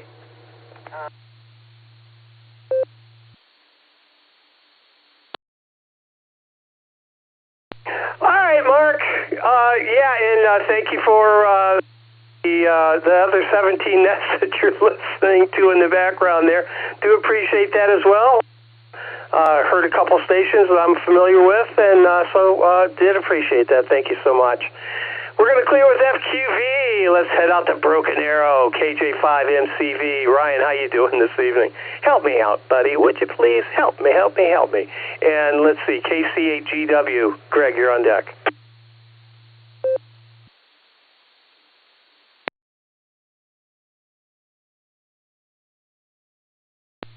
Well, W8WKY, it's KJ5MCV. Glad to be here. I'm glad to help you out. It's a net now. Mark is obnoxious, but we love him. It wouldn't be a net without him.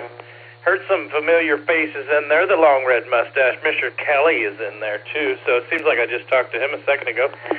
Second time comer to the Sarah Club net. Glad to be a part of it today. All is well in the neighborhood here in Broken Arrow.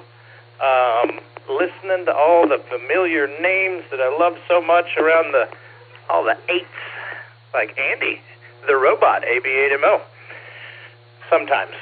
Anyways, striking resemblance betwixt you two's voices and mannerisms. I heard him run a net one time, and boy, sounded just like you. Like you could be brothers from another mother. But anyways, sorry about the background noise there. We got a crazy cat in here shaking kids up, but I think I've wasted enough time. I missed trivia. That's okay.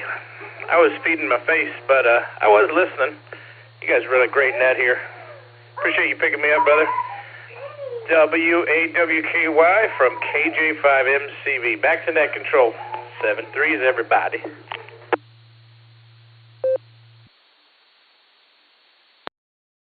All right, Ryan, very good. Thanks for being here. KJ5MCV. Yeah. Always a pleasure talking to our friends out in Oklahoma. Yeah, for sure. Take care, and thanks for the accolades there. I do appreciate that. Even when I'm running it, people seem to put up with me, so that's always a good thing. Thanks for being here, Ryan. Take care. Have a great rest of the evening, and we'll do this again soon. KJ5MCV, we're going to clear with you. Let's see what's on Greg's line. KC8GW and LRM. Kelly, you're on deck. W8WKY. Well, hello, everybody on the net. I don't get on here very often, so when I get a chance to jump on and say hello, I do just that. I appreciate you having me. Thank you much. Just got back in town from that big old air show up there in Oshkosh. So drove home on Monday, and I think it was Monday, yeah. I don't even know what day it is today. about 4 hours prior to all that weather up there. So hope everybody's up there safe and doing well.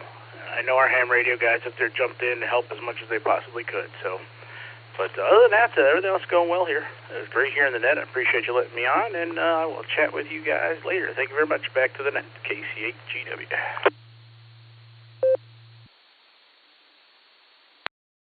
All right, Greg, don't be a stranger. You know we're here, so stop by anytime, wave a hand. We do appreciate you. KC8GW, we're going to clear with you, and let's see, Kelly, KC0LRM. Good evening, sir. How you doing? This is W8WKY. Oh, W8WKY. Thanks for getting in there, Gary. Not a lot going on here, just a lot of heat, and I did play out in my shop this morning until about 2 or 3, then I took a break for a while, then when I went back out there, it was too hot, so I quit. So I'm playing in the basement now. Yeah, I missed the trivia question because I was over on Ray's net, and so that's about it on that. So I would have said B anyway, I hope. Probably not. I'd have probably got it wrong. So I'm hoping we have some relief here pretty soon, but that's about it. I'll keep it short. Everybody had a good one. I always enjoy getting in here. And am I mistaken, or am I not seeing y'all on NetLogger today? Because I was looking. I usually can find it, but I'm not seeing it today. So maybe it's me, or maybe it's not on there. All right, we all have a good one in the 73s.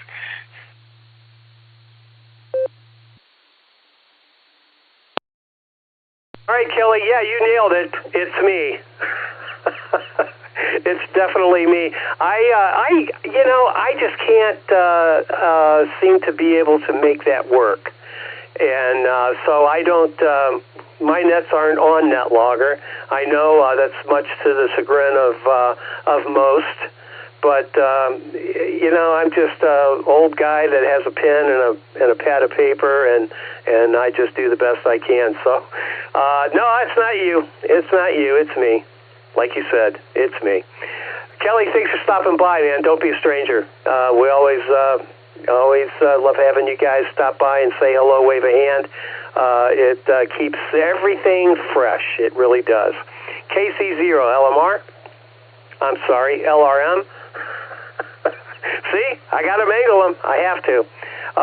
Good to hear you tonight, Kelly. Well, I'm at the bottom of my list. We're at the bottom of the net as well, I guess. So I'm going to make this a last call. If there's anybody else out there that'd still like to join us, come on down. You have an opportunity right now. This is W8WKY, and I'm listening.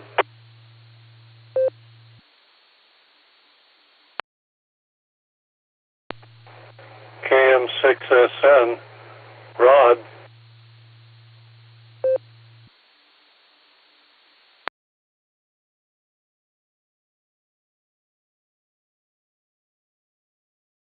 All right, we picked up KM6SN. This is W8WKY. How you doing, Rod? Where you at? And what you got on your mind?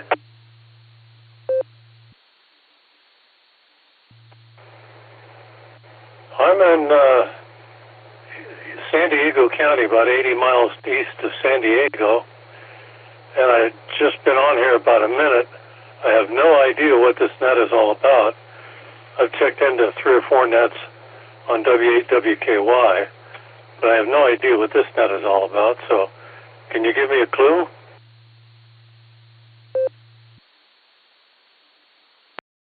Well, if I knew what this net was all about, I would be able to do that, but no, I'm kidding. This is the Tuesday night Silvercreek Amateur Radio Association Club net. We meet on this repeater every Tuesday night at 8 p.m. The Sarah repeater is located in Doylestown, Ohio. The Sarah Club populates northeastern Ohio, and it's a general information, general interest club and net. So I hope that helps. Back to you, sir.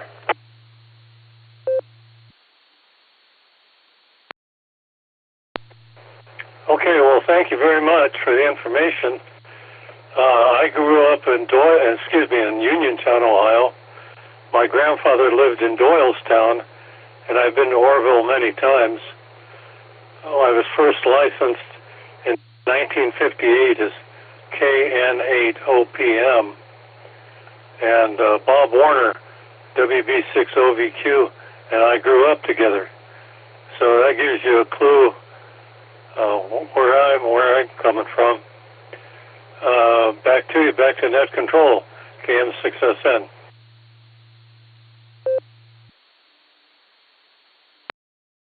All right, Rod, very good. Yeah, you KN8, that was a novice call. I had one of those as well, but mine didn't happen until about 1967, I think it was, but somewhere around then. Well, and thanks for being here. So you're not, this isn't just something very new for you. You're familiar with the area, which is pretty cool. All right, well, thanks for stopping by and saying hello. We do appreciate that. We have a number of nets that, and you said that you participated in a couple of them. So they are listed on our webpage. I'm thinking they are. We have the barometer net is in the AM. Now, you in San Diego, that would be about, what would that be, about 4 in the morning? It starts at the ungodly hour, 7 a.m. Eastern time. That's the barometer net. Then we have this Tuesday night net, and also the beacon net is Sundays and Wednesdays at 10 p.m. in the evening. That might be the one that you participated in. That would be my guess. They light up the nighttime airwaves. Yeah, that's what they do. All right, Rod, anything else before we move on? KM6SN, W8WKY.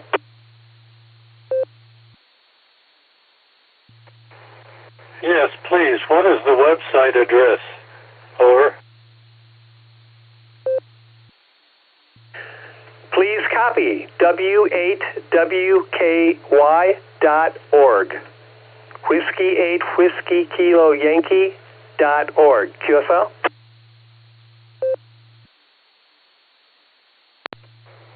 Great, thank you so much. And your home call is what? I am Alpha 8, Charlie Sierra, AA8CS. Name is Gary. Over.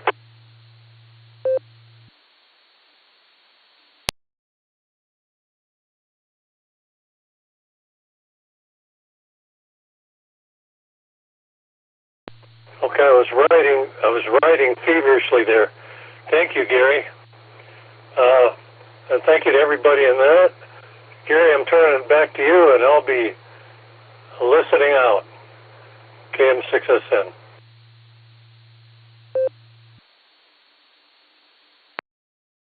All right, Rod, thanks for stopping by, waving the hand. We do appreciate that. All right, we're at the bottom of the list, bottom of the net. We had 39 check-ins this evening. That wasn't too awfully shabby. And I'm going to close the net at this time, and I have, let's see, 9:23. Ooh, ran a little late. Again, with 39 check-ins, I want to thank all the listeners and all of you who participated in tonight's net. Remember, it's your participation that makes this net the success that it is. Don't forget to check into the drive time Sarah barometer net on this repeater Monday through Saturday, starting at the ungodly hour, 7 a.m. And we do have the Tuesday night net, which you're participating in now, and the beacon net, Sunday and Wednesdays, as I just said, at 10 a.m. Again, more information on the W8WKY.org webpage.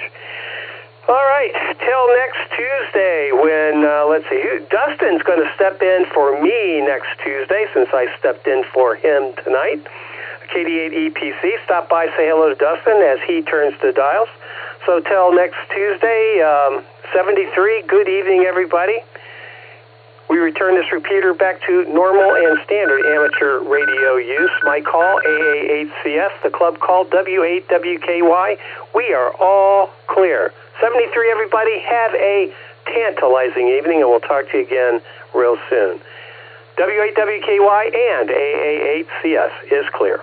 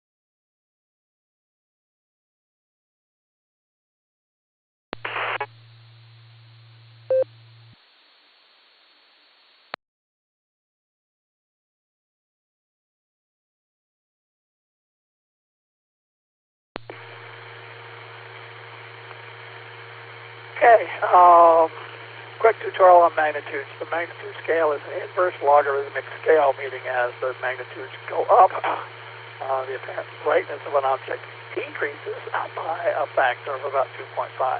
The dimmest object that the human eye can see is about 6 magnitude under optimal conditions. A magnitude 5 object is 2.5 times brighter than a magnitude 6 object, while a magnitude 7 object is 2.5 times dimmer. The magnitude scale is set up so that every 5 magnitudes is a 100 times difference in brightness. So a magnitude 1 object is 100 times brighter than a magnitude 6 object. And any of these objects at whatever magnitudes I do mention, it's definitely worth pointing telescopes and binoculars towards, especially for the brighter object to get the detail. For the dimmer object, just to see for sure. Venus is setting about 10:08 p.m. by month's end. Look for Venus to the west about 30 minutes after sunset. Venus moves from the constellation of Leo into Virgo, shining at magnitude -4.2. So Venus is now very prominent in the western sky. Very easy. In fact, it's going to be the first object you see in the night sky. Earth was at its farthest, or aphelion, from the sun back on the 6th. It was 94.5 billion miles away. Mars is rising about 2:24 a.m. by month's end. Look for Mars to the southeast in the morning about 30 minutes before sunrise. Mars, let's see. Mars is in the constellation of Taurus, shining at magnitude 1.3. And we have Jupiter in conjunction with the Sun tomorrow. Jupiter is, after conjunction, Jupiter will return to the morning sky, rising about 5:49 a.m. by month's end. Jupiter is not visible for the rest of this month and won't be visible until definitely after the first week or so of August in the early morning sky. Jupiter is in the constellation of Cancer, shining at magnitude 1.8. Definitely have to wait till it does get higher in the morning sky to spot it, so it gets out of the sun's morning twilight flow.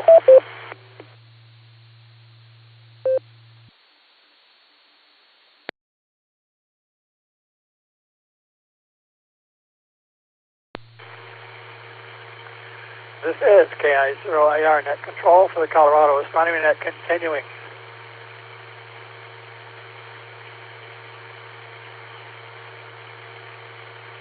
Okay, we got Saturn. Saturn is rising about 11 p.m. by month's end, so now it is in the evening, but still, give it some time to wait until after midnight to see if you can spot Saturn. Look for Saturn towards the south in the very early morning hours before sunrise. So, 2, 3 a.m. Give it a chance to get well above the horizon. Saturn is in the constellation of Pisces, shining at magnitude 0.7. And then we got Uranus rising about 1:15 a.m. by month's end. Uranus is actually rising about an hour or so before Mars, so a good 15 degrees up in the sky above Mars. They were in conjunction back on the 4th when they were closest, but now it's a little bit more difficult to find Uranus, but still. I'll look towards the southeast in the morning before sunrise as well. Uranus is in the constellation of Taurus, shining at magnitude 5.8. We got Neptune. Neptune will be rising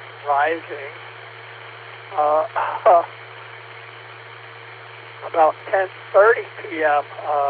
By month's end. So leading Saturn by about a half an hour. So actually, those two may be a little easier to spot. Look for Neptune towards the south in the morning sky before sunrise. And Neptune is in the constellation of Pisces, shining at magnitude 7.7. So Neptune is a full 7 magnitude dimmer than Saturn. So that's going to be a challenge, especially with the full moon.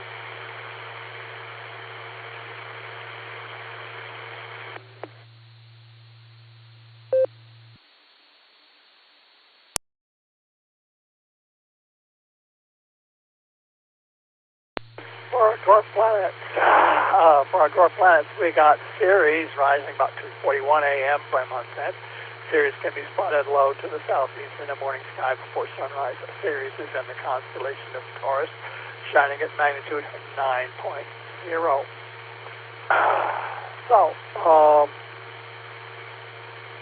We got several constellations. We got, several planets in Taurus. We got Mars, Uranus, and Ceres, the dwarf planet, all in Taurus this month. But you'll have to work at it a little bit to at least spot Uranus and Ceres.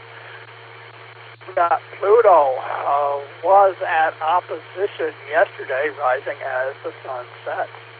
Pluto is rising about 8:06 p.m. by month end. Pluto can be spotted to the south before sunrise. So definitely wait about 4 or 5 hours for that. Pluto appears at its best for the year in late July, and that's right now. Pluto is in the constellation of Capricornus, shining at magnitude 15.0. Unfortunately, you're looking at the full moon or close to it. We got the full moon tomorrow as well. So that is still going to be up, making it extremely difficult to spot Pluto. And as always, good luck at spotting Neptune, Ceres, and Pluto. A large telescope and dark skies will be needed.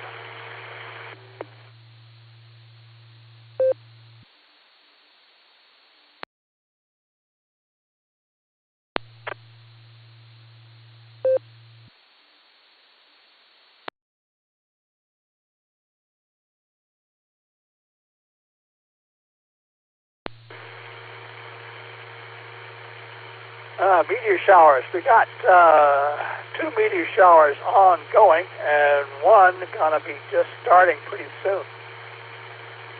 We have the southern Delta Aquarids. This meteor shower has a duration of July 14th through August 18th.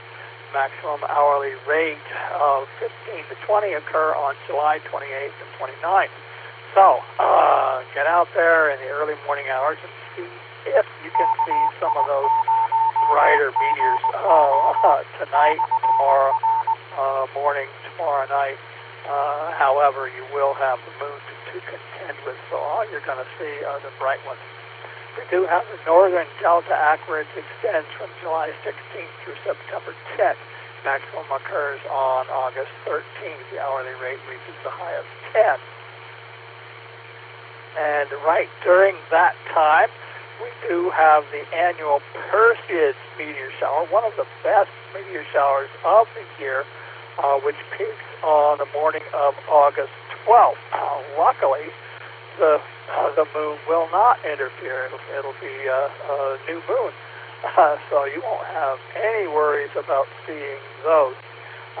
The best time to observe the Perseids is anywhere from the 6th or 7th of August through the 20th, the week plus or minus of the peak. And from experience, it is definitely good to get out almost every single night, or any single night prior to and after the peak. Because this is one of the steadier meteor showers, so you should see quite a few leading up to, during the peak, and afterwards. And the peak is usually about 60 to 80 meteors per hour. And this year you have a good chance of seeing even more than that under dark sky conditions. So look for those in the next several weeks. Plenty of meteor activity occurring. The best time to spot meteor showers is, of course, after midnight, between midnight and dawn. However, if you can't stay up that late, do get out in the evening, and you might be able to catch a few of those meteors skipping through the upper atmosphere. Those are quite interesting to spot if you have a chance to be in the right place at the right time. That's the trick.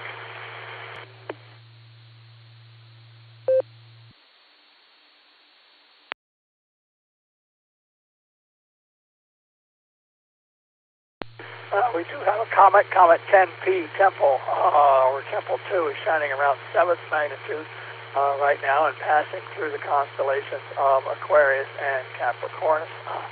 Another challenge to spot this one with the near full moon at this point. And that is it for the local astronomical news. This is KI0AR Net Control for the Colorado Astronomy Net. I'll go ahead and acknowledge Paul, WA7GBL. Thanks for checking in tonight. And we got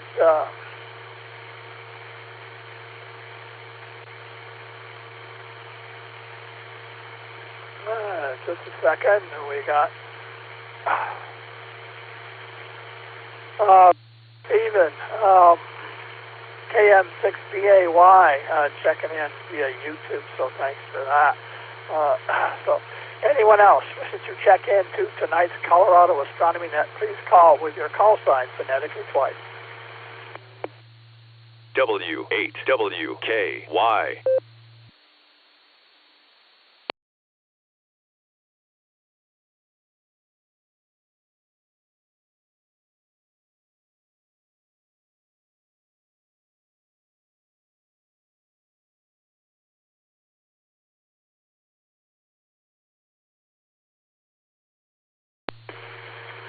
All right, nothing heard. This is KI0AR Net Control for the Colorado Astronomy Net. Pull up, where is it? Here we go. I'll start off with ISS passes. If you're interested in ISS passes over your local area, you may want to check out this website, www.heavens-above.com. That's www.heavens-above.com. And I do recommend that you sign up for it and log in and enter in your home coordinates. That way you can get more accurate timings and star charts for those particular passes. Right now I have over on YouTube the only visible pass over the Denver area for the next 10 days, which is actually coming up at about 9:27 p.m. I'm going to pull that star chart up right now over on YouTube so you can see it. You get a nice star chart that will fill up a nice 8.5 by 11 sheet of paper. You can print this out, take it outside, and you can compare it to the night sky that you see and which bright stars you're looking at. Right now it's been passing across the southern part of our sky here in Denver. But you'll have different passes dependent on your location around the world and chances to spot that again. And that website is www.heavens-above.com. And that's it for that bulletin for this evening. This is KI0AR Net Control for the Colorado Astronomy Net.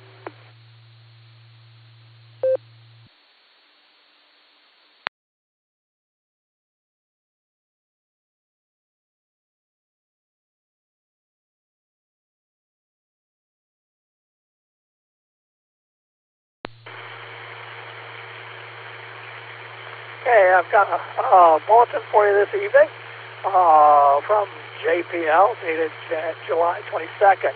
NASA's Juno takes temperature of Jupiter's fiery moon Io. The first measurements of the subsurface of the most volcanic world in the solar system reveal heat rising from below. NASA's Juno mission has provided the first measurements of the temperature below the surface of Jupiter's moon Io, revealing significant heating within the shallow subsurface of the most volcanically active world in the solar system. Collected during 2 close flybys, the data also shows that most of Io's surface is remarkably smooth and composed of material of very low density. Published Wednesday in the Journal of Geophysical Research, Planet, these findings breaks new observational ground for both fiery and icy worlds beyond our planet. Io's extreme volcanism is powered by tidal heating.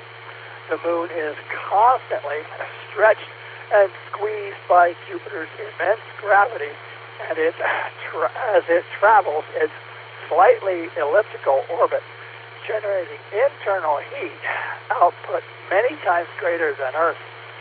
Until now, virtually everything known about that heat came from infrared observations, which sensed only the temperature of the top surface. The latest findings are derived from data collected by the spacecraft Microwave Radiometer Instrument, or MWR. The Juno Microwave Radiometer directly observed Io's heat output by looking below the surface, said Scott Bolton, study co-author and Juno's principal investigator at Southwest Research Institute in San Antonio. The surprising discovery that we could see below a rocky moon's surface has important implications for studying Earth's volcanoes. Juno has taught us that if we look with an MWR-type instrument near a volcano on Earth, we might see a similar signature in the subsurface temperature gradient, providing new information on how terrestrial volcanoes work.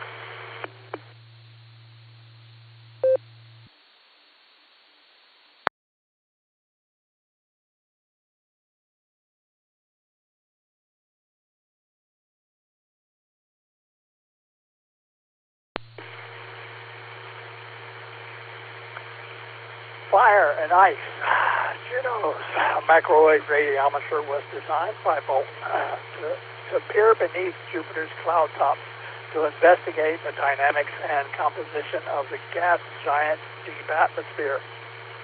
The MWR's 6 microwave antennas serve as a single instrument, simultaneously detecting microwaves at a wide range of wavelengths, from about half an inch to 20 inches, or 1.3 to 51 centimeters. During the mission's extended stage, the MWR instrument has provided the opportunity to observe 3 of the planet's Galilean moons, Ganymede, Europa, and Io. The technique is novel in that each wavelength explores different depths, providing a new way to characterize the deep atmosphere of giant planets and the subsurface crust of icy and rocky moons, said Bolton. At Ganymede and Ganymede and Europa, we explored tens of miles below the surface, assuming their ice shells were mostly pure water. But the ability to probe into the volcanic rock at Io was an unexpected discovery. During flybys on December 30th, 2023, and February 3rd, 2024, the solar-powered Juno spacecraft came within about 930 miles, or 1,500 kilometers, of the moon's surface. The instrument measured Io's thermal emission at depths ranging from a few inches down to tens of feet. Everywhere we looked, we found temperature rising by more than 40 degrees Fahrenheit, just several feet into the surface, a gradient far steeper than solar heating alone can explain, said Shannon Brown, the paper's lead author at NASA's Jet Propulsion Laboratory in Southern California. The data suggests 2 possible explanations. First, heat could be rising steadily through a conductive crust, while this background heat flow, measured at 1 to 3 watts per square meter, is relatively gentle on a local scale, roughly equivalent to a small nightlight flowing under every square yard. across the entire moon, it represents a release of energy up to 30 times Earth's average. Alternately, the signal could be coming from cooling lava flows capped by roughly 30 to 35 feet, or 9 to 11 meters of solidified crust that cover about 10% of the moon's surface at any given time.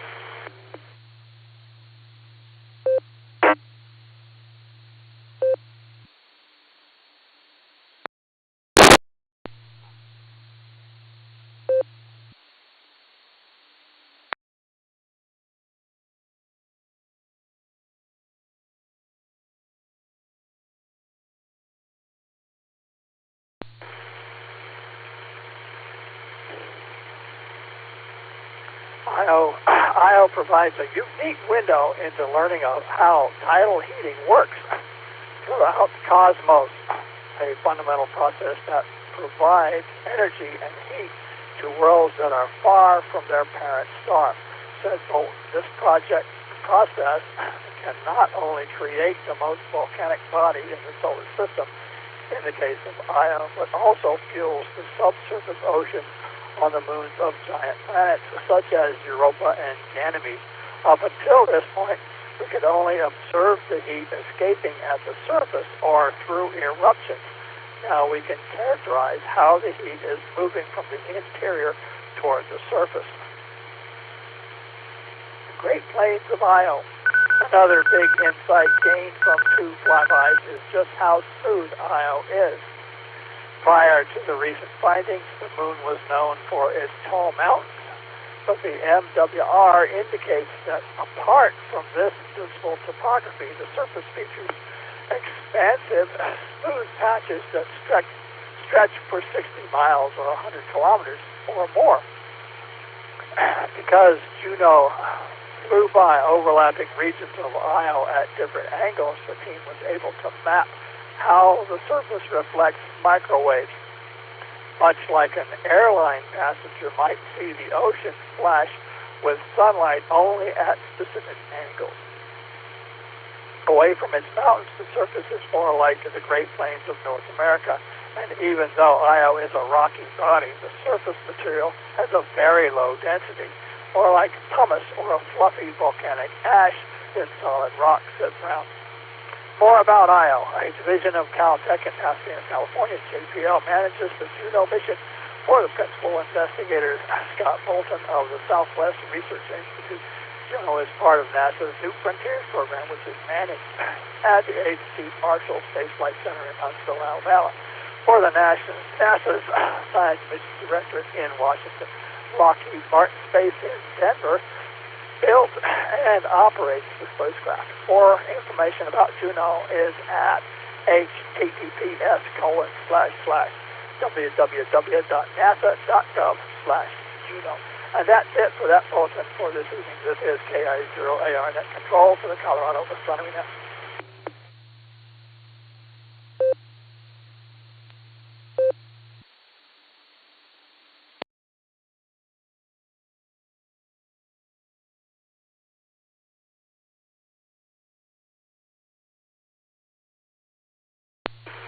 Okay, I'm going to call on, who am I going to call on? John, W2JLS, for tonight's astronomy history lesson. You may want to keep it relatively short there, John. My voice is wearing out, and I'm not sure where. Haven't seen any text from Ed about his availability to do the rocket report for this evening. If not, I will be happy to give the rocket report after your history note. W2JLS, John, are you ready to give us a history note? Go ahead.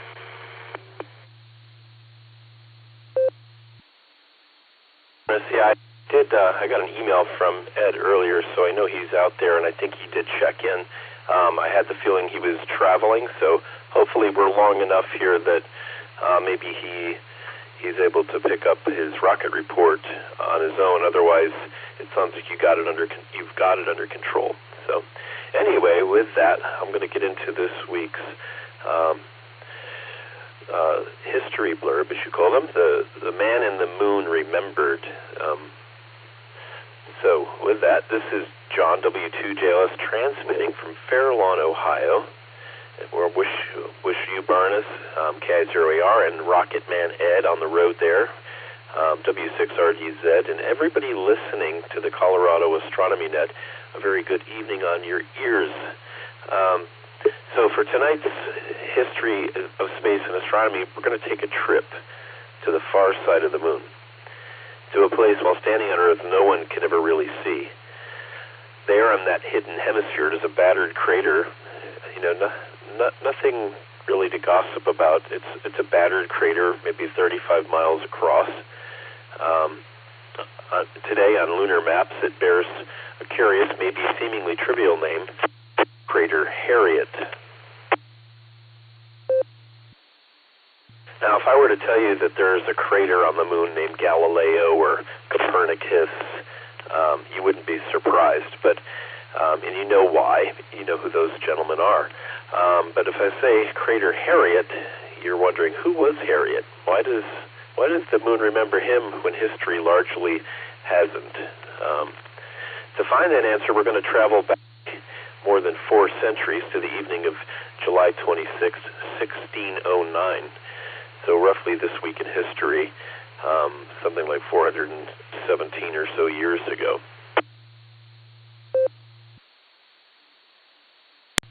At that time, a 5-day-old crescent moon hanging over, at the time, what was west of London. And while on that evening looking through a small 6-power magnification scope was a gentleman called Thomas Harriot, one of the great Renaissance minds of his time, who most of us have never really even heard of.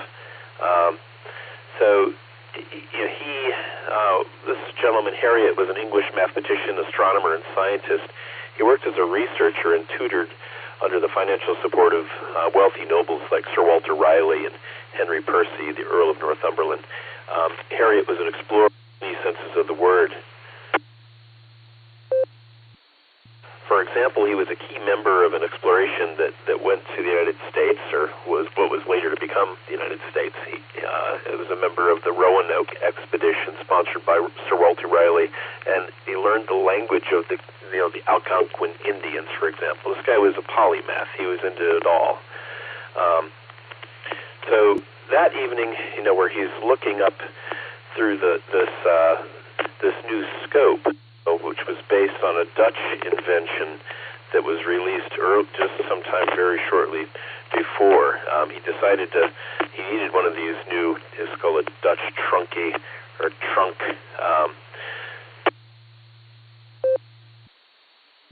So this is basically like a pretty primitive telescope. It was made by a gentleman in the Netherlands who was a spectacle maker at the time.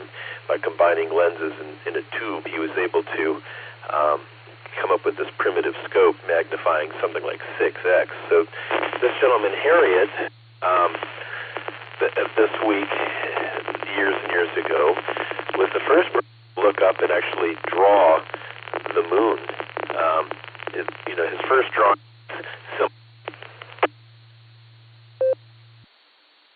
It was a crescent moon. The boundary between light and darkness and a few shadowy markings are rendered in his sketch, which is now recognized as the earliest known telescopic drawing of an astronomical object. Pretty impressive. Harriot had beaten Galileo to the moon by several months. He continued observing and producing increasingly detailed maps. As a cartographer, Harriot read the moon's bright and dark regions as lands and seas, calling one dark oval the Caspian.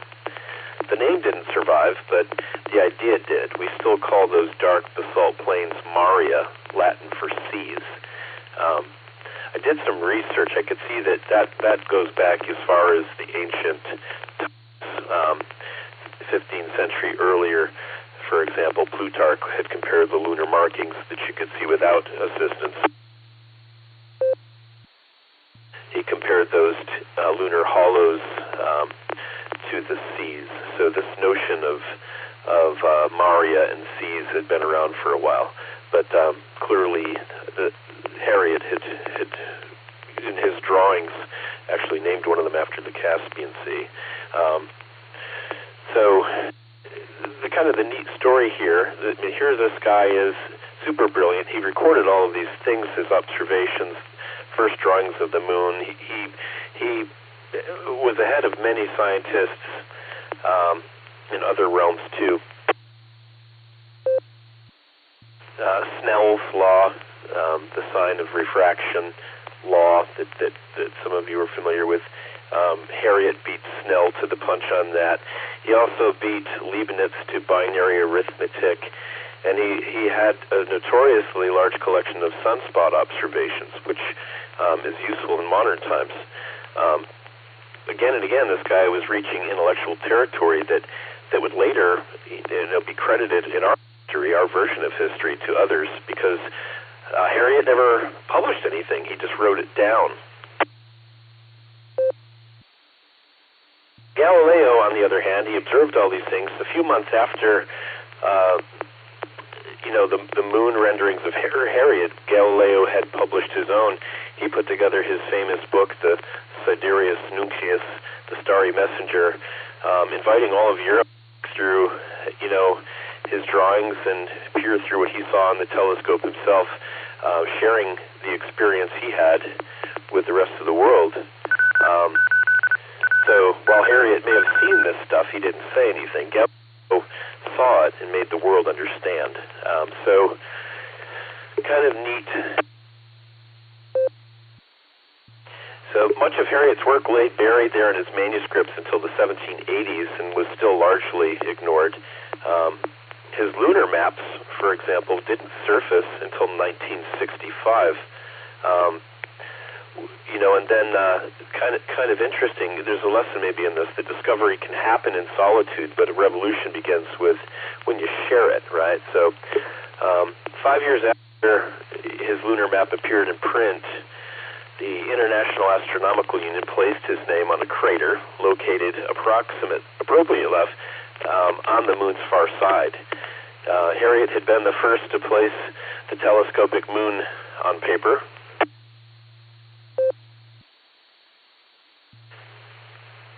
And then more than 3.5 centuries later, after his writings and drawings came to light, astronomers placed Harriet's name there on the dark side, or the far side of the moon. So there it remains in the hemisphere forever turned away from us, rather a fitting home for a man whose discovery spent so long beyond our ability to see. So Harriet, once put the moon on a map, and in the end, the moon put Harriet back on the map. So with that, Burness and all, good evening on your ears. This is W2JLS passing it back to Mission Control.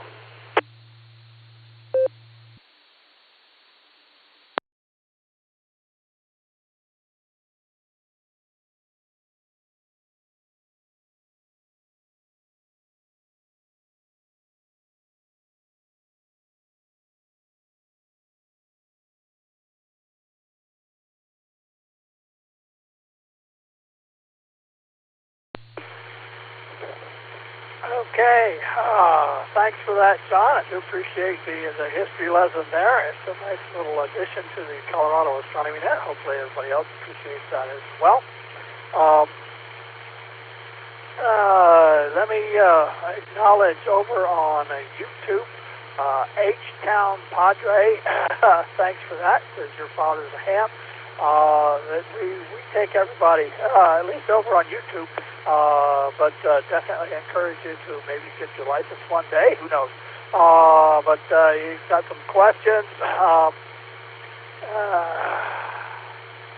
Let's see. You're in Texas. Let's see. Where did it go? All right.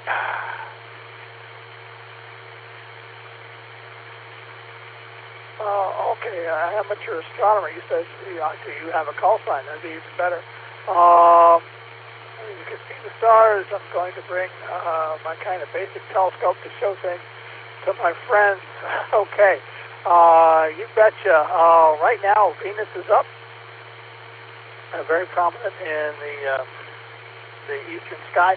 You won't see Jupiter, not for another several weeks. And the morning sky is hidden. It is lost in the twilight glow of the sun. You won't see that. Of course, the moon. Right now, the moon is in full phase, so it's going to be difficult to see a lot of the stuff. There's tons of stuff to look at. Andromeda would be difficult. Saturn, you'll have to wait until around midnight or so to spot that one. I don't know what else. You'll see a lot of these objects are in the morning sky after midnight, so you have to stay up a little bit later to watch that. But get out now to see if you can see some Perseus meteor showers over there.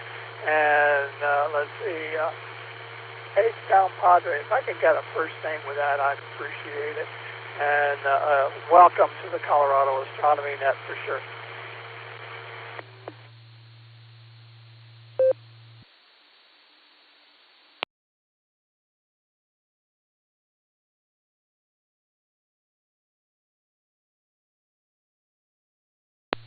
Well, if you're out under dark skies, yes, you can see the Milky Way, but with a full moon right now, you may have to wait a couple of weeks. And the moon is definitely going to detract from early morning viewing coming up with full moon tomorrow, if you're planning on doing the weekend. The planets are in the morning sky. You may want to, you can always send me an email, ki0ar@ki0ar.com, and ask some more questions, and I can look a little bit more deeply into what's up in the night skies that may be of interest. But right now I'm going to call on Ed, W6RDZ, for the tonight's rocket report. Ed, are you ready to give the rocket report for this evening? Go ahead.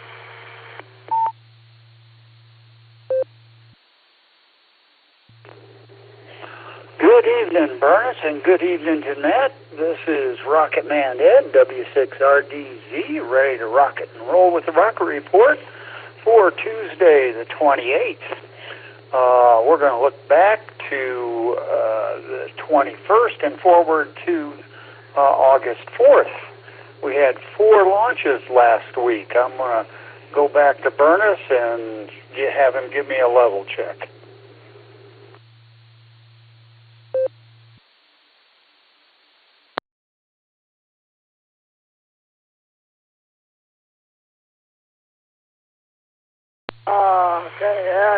Okay, Ed, your solid copy tonight. This is KI0AR net control for the Colorado Astronomy Net. Go ahead.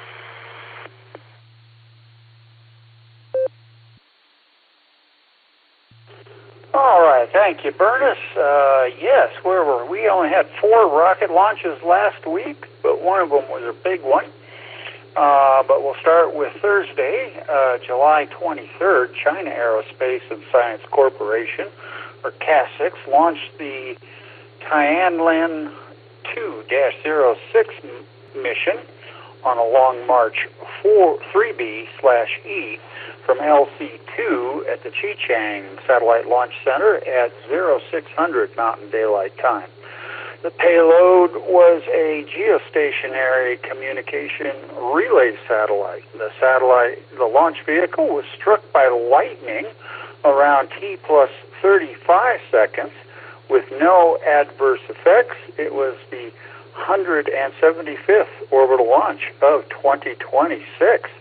I'm just wondering who else remembers the Apollo 12 launch when the moon-bound Saturn V with a crew of 3 was struck twice by lightning on and a little after liftoff.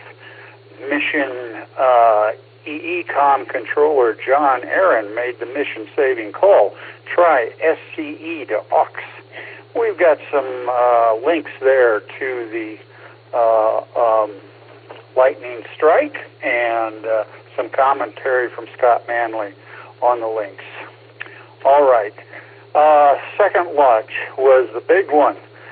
Starship Lucky Test Flight 13 successfully launched Thursday, July 24th at 16:45 Mountain Daylight Time.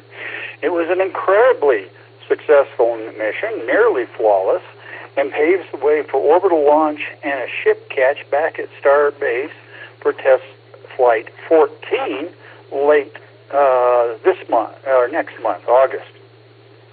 The countdown went smoothly in great weather. This after 2 scrubs, the last for cloudy weather the day before.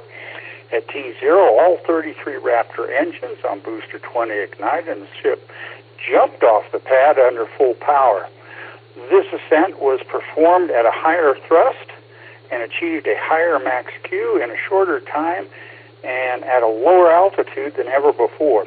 All of Booster 20's 33 Raptors remained lit until MECO, most engine cutoff. Hot staging occurred perfectly. Flight 12's timing and orientation issues proved resolved.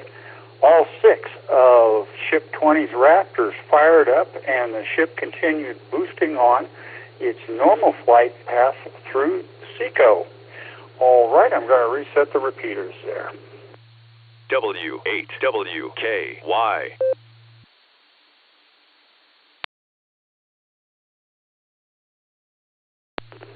W6RDZ, back with the rocket report. Ship 40 continued on, achieving all of its flight goals. All 6 Raptors remained lit until SECO. The ship demonstrated a rocket engine relight in space, a long-duration test burn there. 20 Starlink V3 satellites deployed from the PEZ dispenser function and made laser communication connections with the mega constellation. The ship made a smooth and uneventful re-entry over the Indian Ocean. Ship 40 made the softest landing on the water ever. It was spectacular. The booster landed so softly in the water, and it tipped on its side so gently that the fuel tanks did not rupture. No kaboom. We saw some minimal and short-lived flames as methane was vented. The flames self-extinguished quickly without issue. Ship 40 is still floating in the Indian Ocean like a 10-story whale. Almost all the heat shield tiles are intact. It was a sight to behold. Some speculated that SpaceX might tow Ship 40 to Australia for recovery. However, SpaceX said yesterday that Ship 40 is not planned for a full physical recovery or tow back to land. On-site recovery teams are using the site for on-water inspections before the vehicle is scuttled. Onward and upward to Flight 714. I'm going to reset the repeater.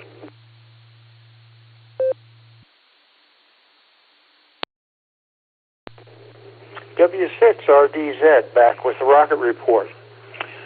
Saturday, July 25th at 9:09:51 Mountain Daylight Time, SpaceX successfully launched Starlink Group 17-51 on a Falcon 9 from Vandenberg. 24 Starlink V2 Minis went to sun-synchronous orbit. It was booster 1100's 8th flight and the 300 consecutive successful landing. It was SpaceX's 700th mission and Falcon 9's 666th successful launch. All right, we have 8 upcoming launches on the docket for next week. We're going to reset our repeater.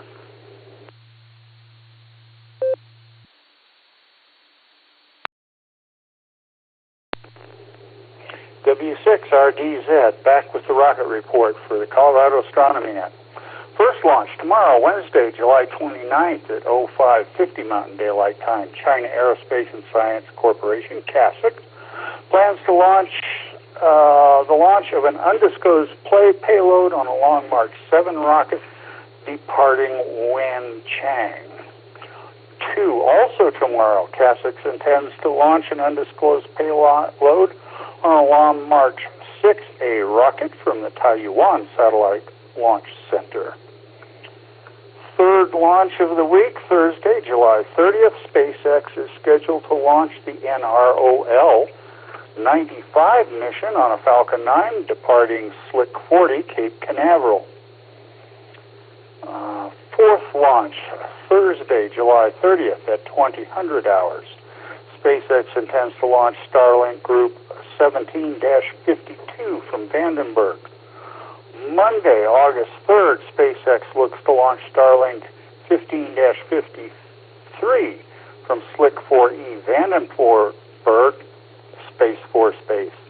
And finishing the week, Tuesday, August 4th at 0250 Mountain Daylight Time, Assoc plans to launch an undisclosed payload on a Long March 8A from Wenchang. Let's reset the repeaters.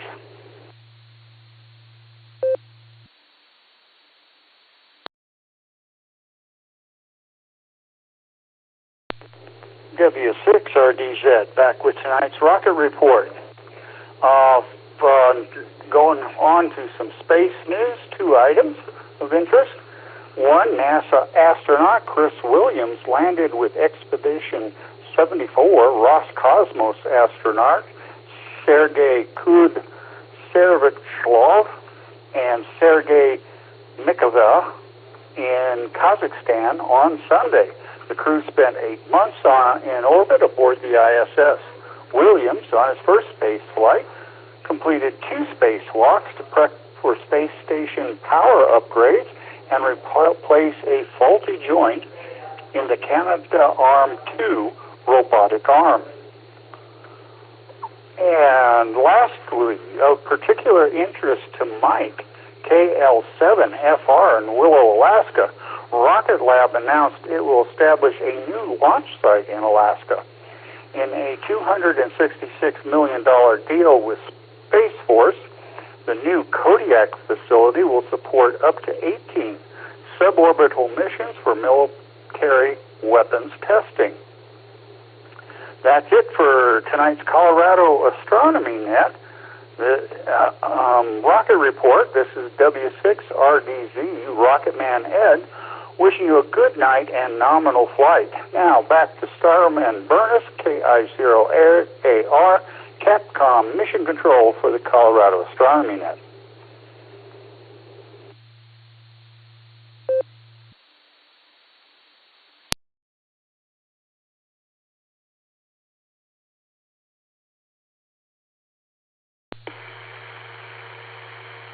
All right, Ed, thanks for that. I do appreciate you checking in tonight.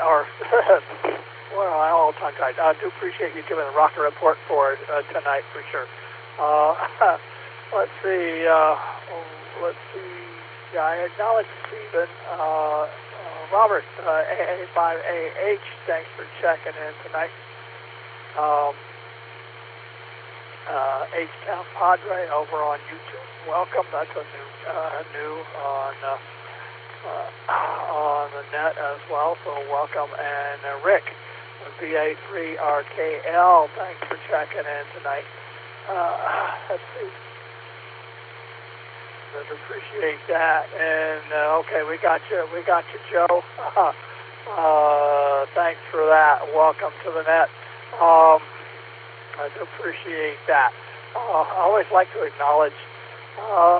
So, Joe, since you're new, if you can post over on YouTube what your experience level of expertise is in astronomy there, whether you're just starting out.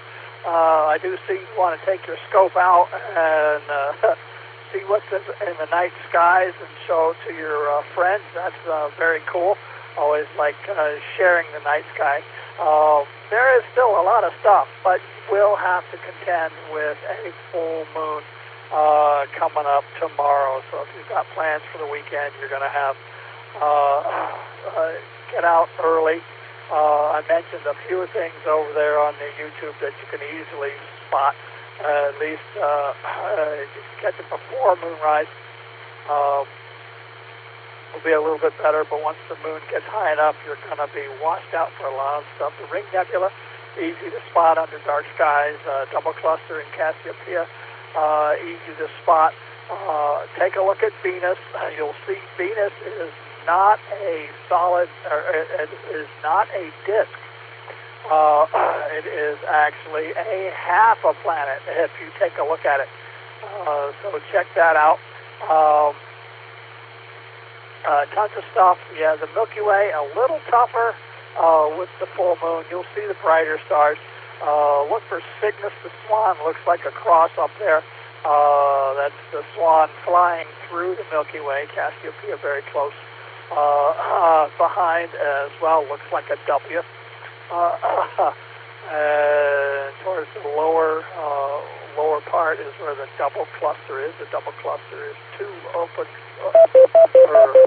kind of globular clusters of stars that you can see through a scope.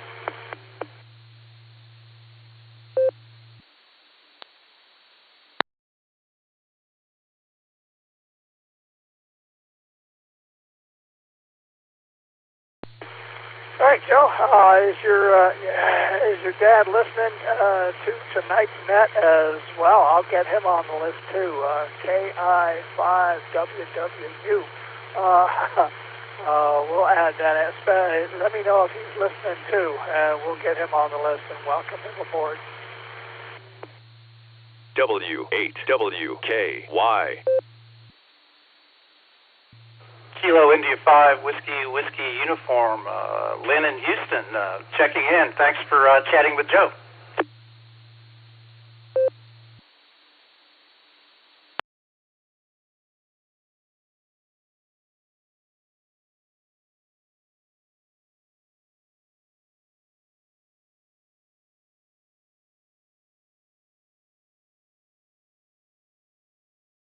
Okay. KI5WWU. You go by Bill or William. Welcome to the Colorado Astronomy Net. Go ahead. Thanks for taking that check-in. I go by Lynn, L-Y-N-N, but, it is what it is.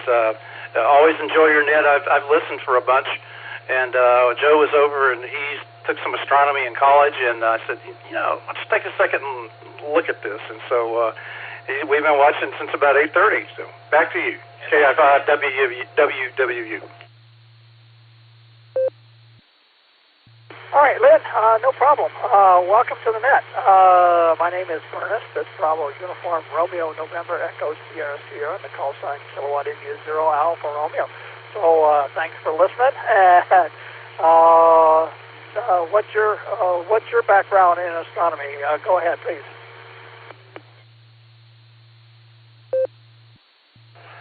My background in astronomy isn't very deep. Joe's the one who understands it better. I have a private pilot's license, but about 10,000 feet is about as close to the stars as I get.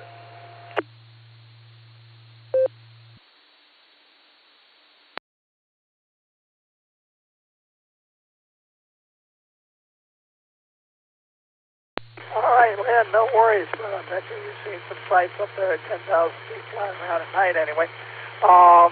Yeah, we got some pilots on here. Like I mentioned, every time you may want to check out Jack, KE0CH's flight sims. He's got some pilots on there too. I mean, he always likes to have pilots on there. Give him tips every now and then about the various planes he's flying. So yeah, check that out. Cap Jack Flight Sim on Mondays and Wednesdays. Yeah, we got all levels of experience, and so I'm glad you shared that with Joe. Welcome to both you and Joe tonight. So do appreciate that. Appreciate you hopping on the air tonight. All right, this is KI0AR Net Control for the Colorado Astronomy Net.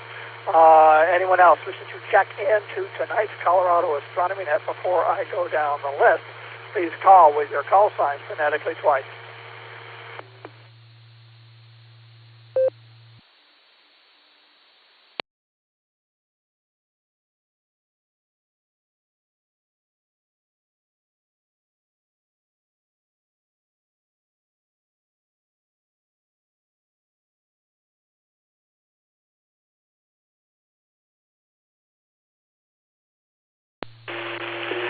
This is Kilo Juliet 5, Romeo Alpha Charlie, Phil in Liberty Hill, Texas.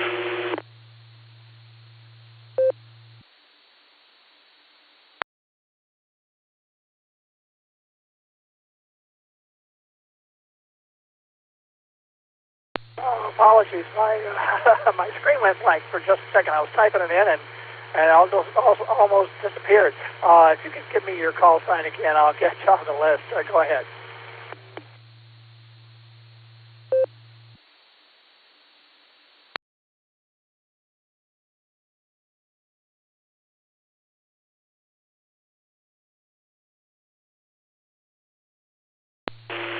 This is Kilo Juliet 5, Romeo Alpha Charlie.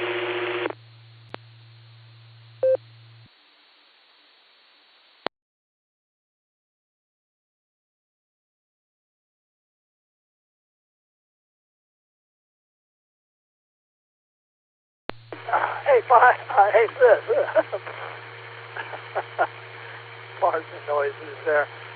It's better than saying some choice four-letter words.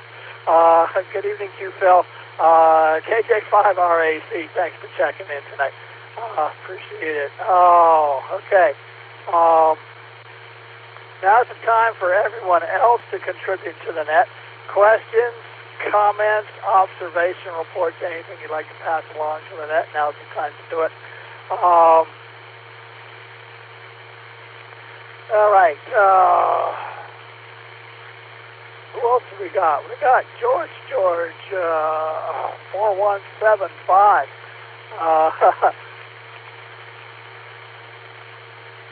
So I do appreciate that. All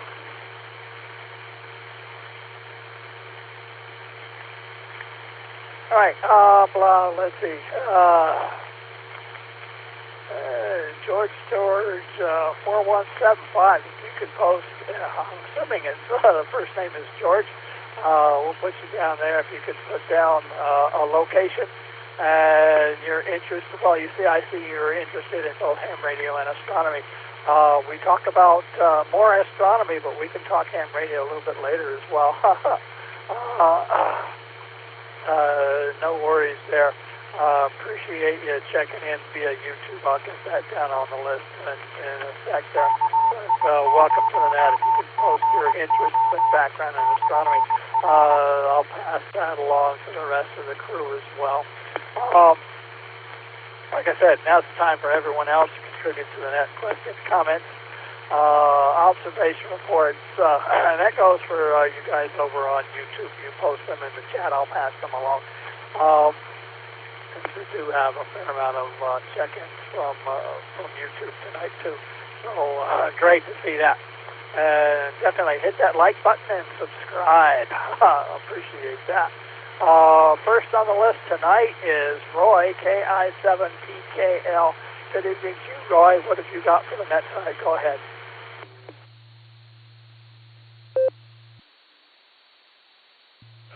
Hey, well, good evening, Bruce, and everybody on the net. And, hey, it's a pretty nice day here, and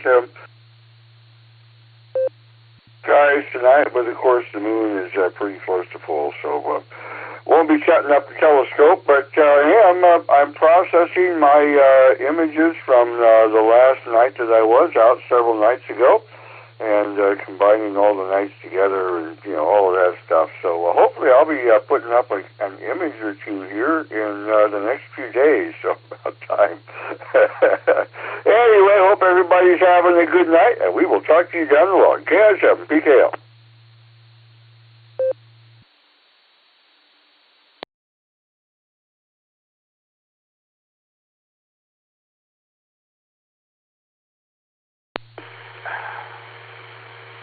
All right, Roy, if you could do me a favor, since I'm getting real close to publishing the next month's newsletter, you know how I always like to share your picks. If you've got some new ones up, I'll definitely share those. So you can just ping me and let me know you got a new one up there.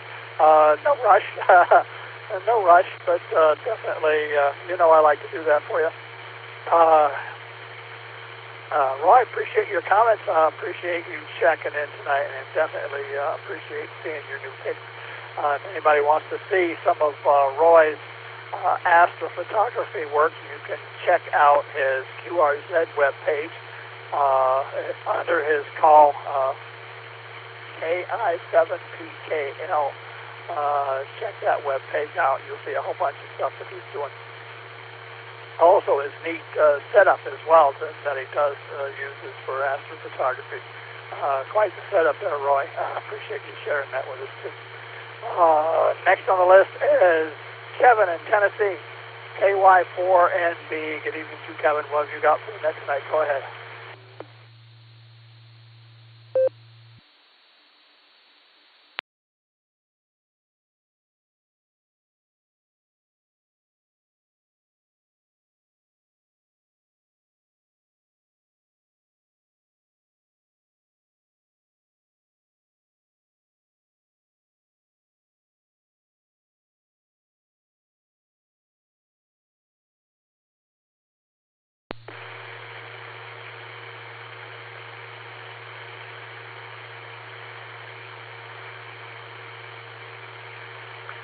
Next on the list is John, W2JLS. Good evening to you, John. What have you got for the net tonight? Go ahead.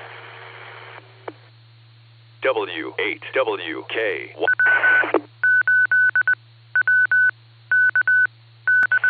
KI0AR Burness. Good evening, sir. I'm looking at, just looking at the website there, the collection of photos that Roy has on his QRZ page. I've enjoyed Roy's work before on evenings where he's shared things, and it seems like that his hydrogen alpha scope, I'm not seeing that stuff on here, but I want to say that was Roy shared some of that one night. It was amazing.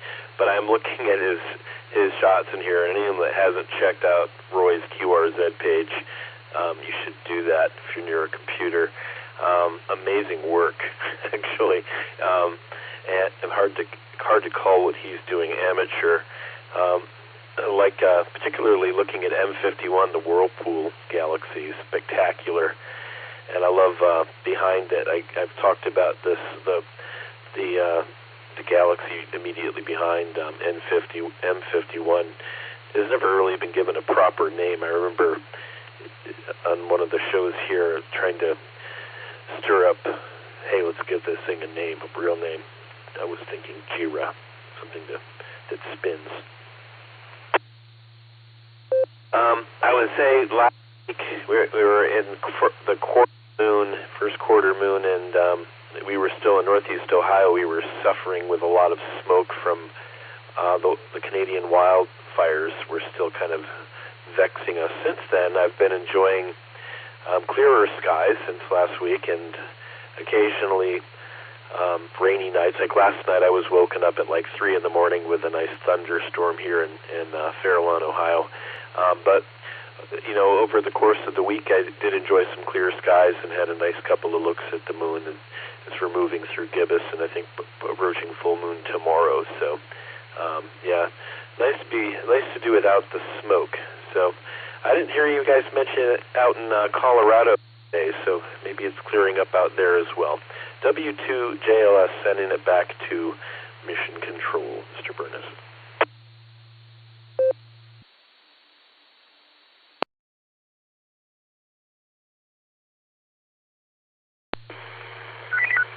All right, John. Yeah, it's clearing up a little bit. There's still some haze, but not as bad as it has been. But it's still out there. Had an interesting little thing from over there on YouTube from Joe there. Joe asked his teacher why there are no green stars. And all he needed to really do is hop on the net and get a good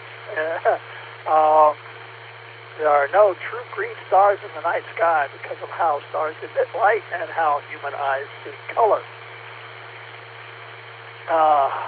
Let's see. Black body radiation. Stars emit light across the entire rainbow spectrum. A star with a temperature peaking in the green wavelength also emits heavy amounts of red and blue light. Color mixing. When our eyes receive a heavy mix of red, green, and blue light from a star, our brains perceive the combination as white rather than green. So those are the primary light colors. Instead of red, yellow, and blue, we got red, green, and blue for the light primary colors. So when you got all three, you get white. There are some optical illusions where some might look greenish. A couple of planets in particular, Uranus and Neptune. Uranus is kind of a blue-green.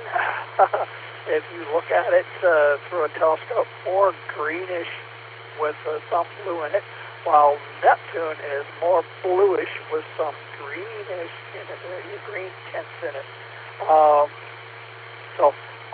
Planets do have color. You'll see reds and whites, and the stripes of Jupiter, oranges and browns and things like that across the face when you get close up. But definitely, if you have a chance, take a look at Uranus. Has a greenish tint to it, while Neptune has more of a bluish tint to it. So you will see colors there. So that's the short answer, Joe, over there. I didn't take a half an hour.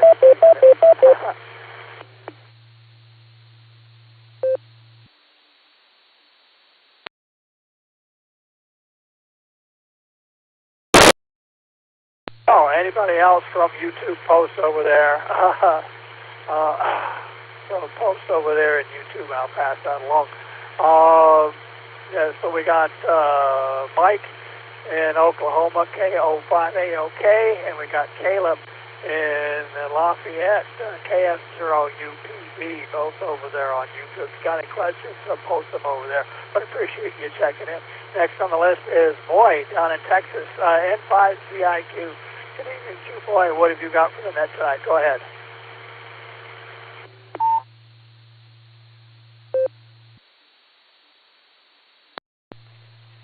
Good evening, KI0AR, Mr. Burness. How's everybody tonight? Finally got a few clear nights over here in Houston. Had a few days of some very heavy thunderstorms where we actually had some pretty good flooding about last Thursday. So that was quite a bit of fun swimming time for some folks. But we're experiencing some very nice clear skies here in the last couple of days, and looking forward to full moon tomorrow night. That should be a nice evening to check out the moon and a couple of other western sky stars and planets. So it sounds great. I'm looking that I might have a little time tomorrow night to try that too. So yeah, anyway, y'all have a great evening, and we'll talk to you next time. By the way, great comment on the colors rendered from different chemistry. So thank you again. All right, sir, talk to you next time. This is N5ZIQ. Back to Mission Control. See you.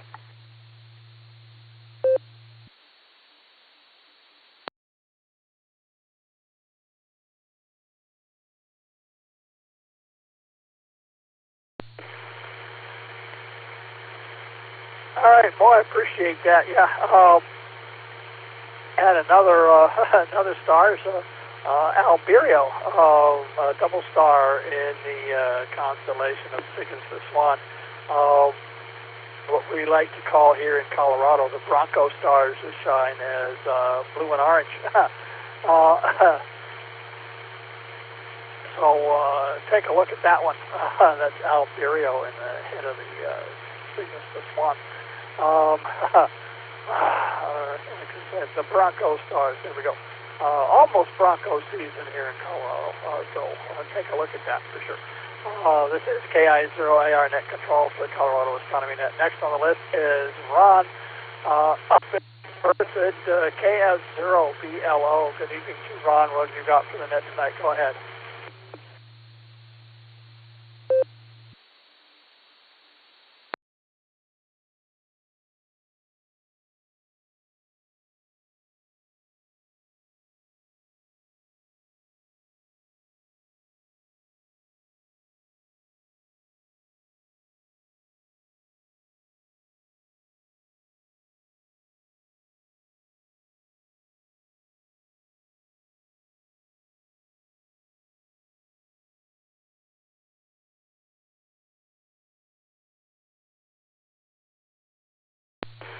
right, next on the list, Danny and Highlands Ranch, KF0WXE, also posted a question over on YouTube. What does everybody think about the space mirror proposal that was just approved? As long as they don't shine it down at the at the Earth, which unfortunately I think they're going to do, we don't need any more sunlight. There's enough sunlight pouring down, heating up the planet as it is. At least that's my opinion, Danny. Danny, what's your opinion? Since you checked in online, go ahead. Hey, Bernice, this is KF0WXE, Danny in Highland Ranch. I've been sort of following the news about the space mirror that the FCC just approved. I'm not sure where their plans are with launching it, but I definitely am concerned.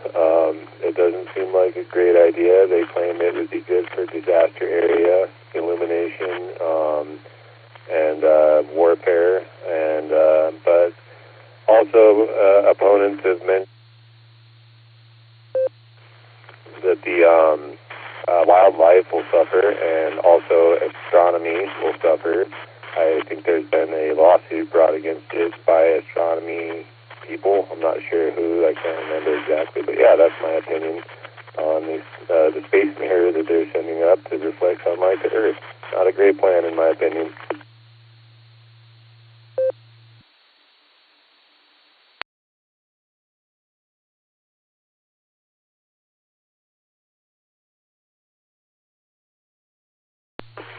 Yeah, exactly. Exactly for those reasons.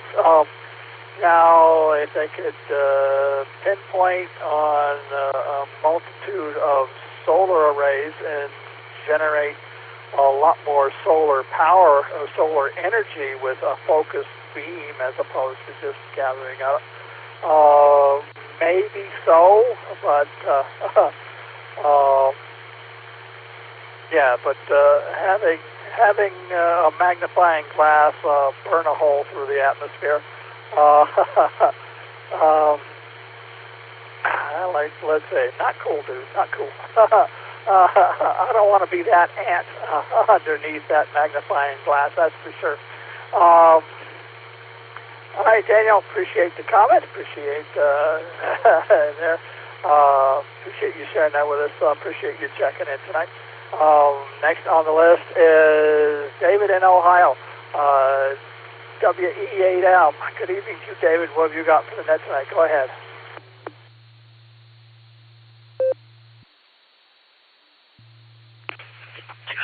Good evening, Burns. Everyone else on the net. I haven't really been doing anything in astronomy the last couple of weeks. I've been focusing on pona hunting, and I just activated my first park today. So anyway, that's kind of off topic for the net, so I'll turn it back to you. Good evening, 73, WE8M.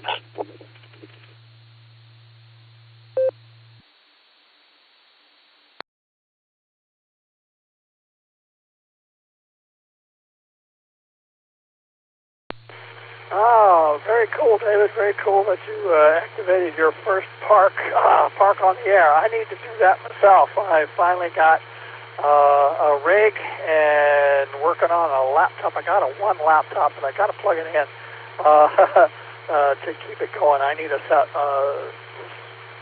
power supply. I'm fixing up another laptop, so that's another project that I gotta, and I'll sync that up with the laptop that's working now, but requires a power supply, and work on the laptop that has a good battery, and hopefully activate my park soon enough and do the same as you there, David. There's nice big park fairly close, and maybe even get Wi-Fi out there as well. So, yeah, congrats on that. Hopefully we follow in fairly soon on that as well, because I want to take some road trips and activate some parks across the U.S. But appreciate your comments and appreciate you checking in tonight. This is KI0AR Net Control for the Colorado Astronomy Net. Next on the list is Don up in Ontario, VE3LJU. Good evening to you, Don. What have you got for the net tonight? Go ahead.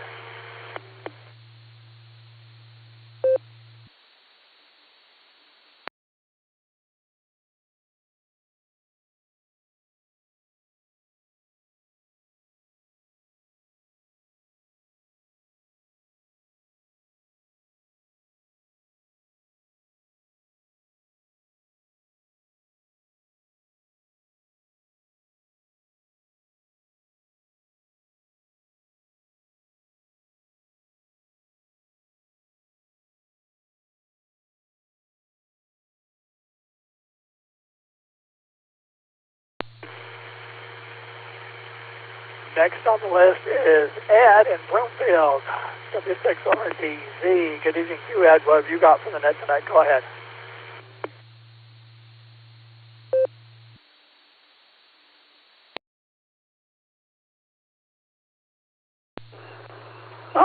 This is Ed, W6RDZ. Just stepping out of the car. Back at the apartment. I don't see anything up there in the sky. Nothing out yet. That's all I have for you. W6RDZ, back to net control.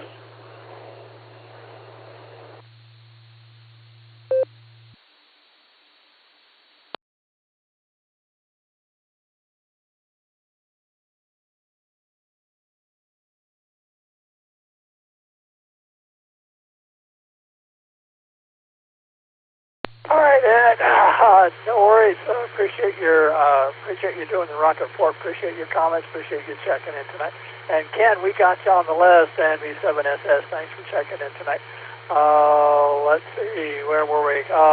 Dave up in Evergreen. AF0AS. Good evening to you, Dave. What have you got for the net tonight? Go ahead.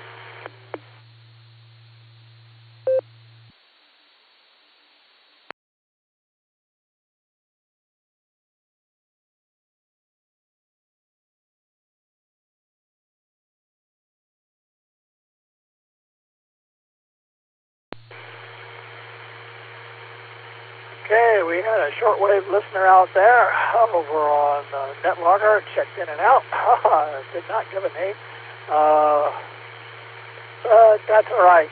We got it on the list. Do appreciate anybody coming in and listening, no matter how they get in there. Next on the list is Daryl up in Wyoming, W3ORR. Good evening to you, Daryl. What have you got for the net tonight? Go ahead.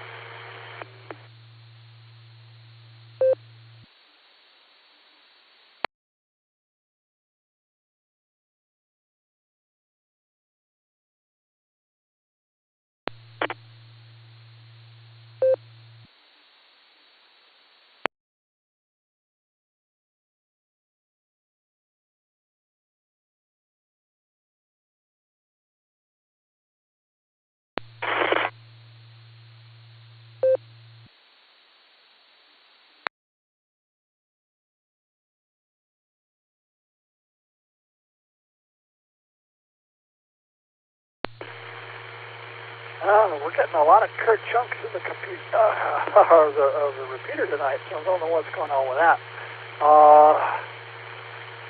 And just a reminder, like Jack says, our fearless leader on Skyhub Link, any Kurt chunk is still a transmission. Any unidentified Kurt chunk is a violation of FCC rules. That's an unidentified signal or transmission. So, if you're out there Kurt-chunking, you may want to be aware of that. So, please identify yourself. All right, we'll call for check-ins at the end of the list. Next on the list is Patrick in Tennessee, K9NOC. Good evening to you, Patrick. What have you got for the net tonight? Go ahead.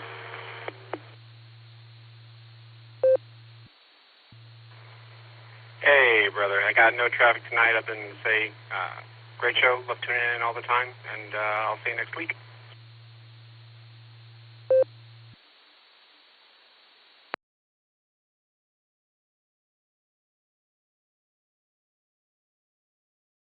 All right, Patrick, appreciate that. Appreciate your comments and appreciate you checking in tonight and staying up late with us, too, since you're out in Tennessee there 2 hours ahead of us. Next on the list is Bill in Fowler, KF0YLH. Again, Bill, welcome to the Colorado Astronomy Net. Welcome to the ham bands as well. What have you got for us tonight? Go ahead. W8WKY.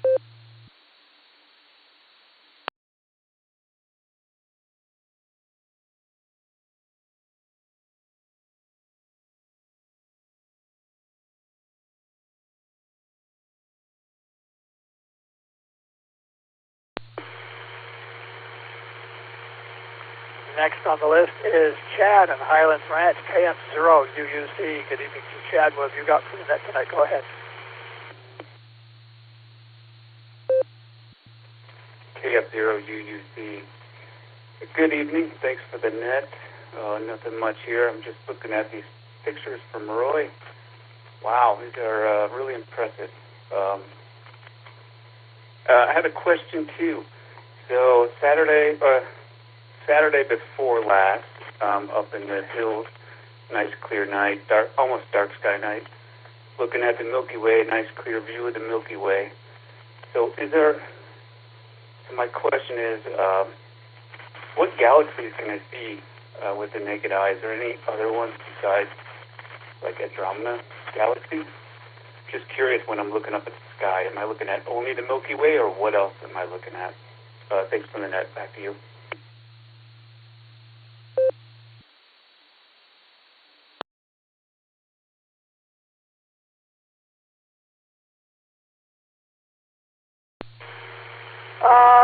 Yeah, Chad, under dark skies, you will see Andromeda with the naked eye. That's about the only one besides our own Milky Way from the inside out. The Milky Way actually subtends about 3 to 4 full moon widths up in the sky, so it's actually quite huge. Much better to see through a pair of binoculars. It's actually incredible through a pair of binoculars if you know exactly where to look. I think that's the only one with a visible magnitude. Most of the other galaxies are too dim, greater than 6 magnitude. So you definitely need binoculars or a telescope to spot them. Most in the 8 to 9, 10 range and dimmer for sure. But yeah, get out there, look for Andromeda, do a little star hopping. It's actually fairly easy if you know exactly where to look, but definitely mount those binoculars on a tripod and then take a look. It is just incredible to see that through binoculars under a dark sky. Not so much under the full moon.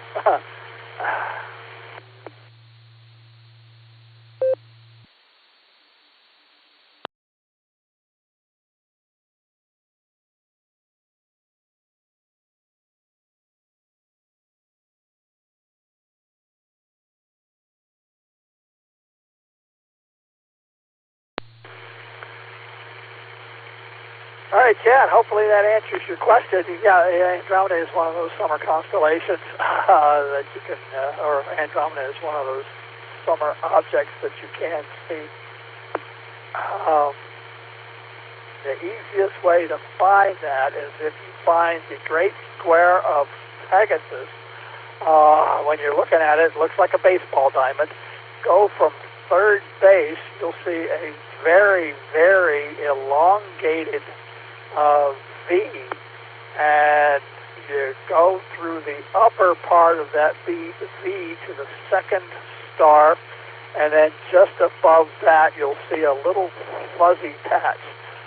Point your binoculars in that general vicinity, and you should see Andromeda. What we really see through a telescope is the nucleus. However, with binoculars, you see most of the whole thing. So there you go. Yeah, and you definitely have to have the dark sky. So wait 2 weeks. So wait till the Perseid meteor shower. Then get out there and really enjoy the stars for sure. All right, Chad, appreciate your questions, appreciate your comments, appreciate you checking in tonight. This is KI0AR Net Control for the Colorado Astronomy Net. Next on the list is Paul in Utah, WA7GVL. Good evening to you, Paul. What have you got for the net tonight? Go ahead.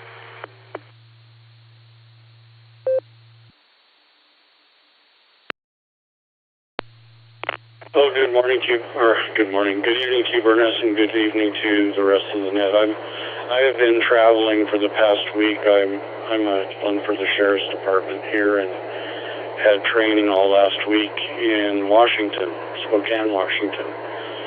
So I'm trying to catch up after a 16-and-a-half-hour drive there and a 16-and-a-half-hour drive back, and just trying to get my brain wrapped around the time frame. And we've got a lot of clouds in the sky, so no night sky viewing for me, not to mention smoke from the fires. And with that, I'll turn it back to you, WA7GPL.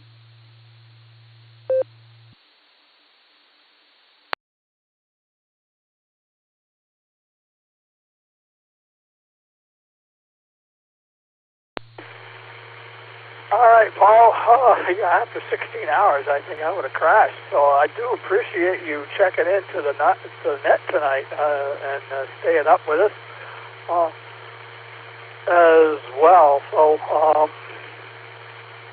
do appreciate your comments and appreciate you checking in tonight. Next on the list, over on YouTube, Stephen, KM6BAY up in Fort Collins. I think you're in Fort Collins, or are you down in the Springs again? Either way, wherever you are, Stephen, if you've got any questions, comments, yeah, just post them over in the chat window there. Appreciate you checking in. Actually, sometimes you check. I'm just going to call on you anyway, because sometimes you check in on both sides. KM6BAY, Stephen, what have you got for the net tonight? Go ahead.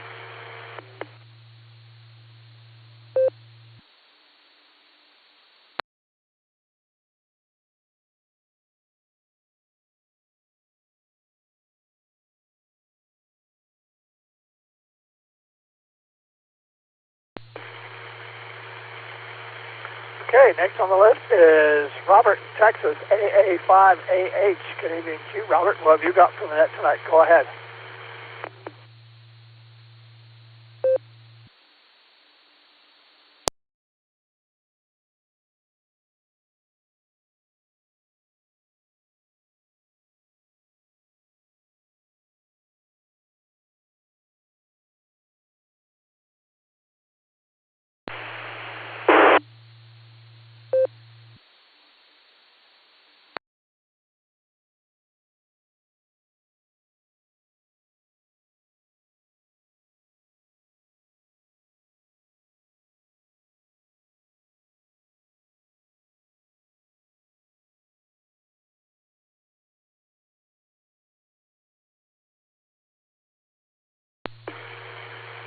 Okay, this is KI0AR Net Control for the Colorado Astronomy Net. We got a few more on the list here.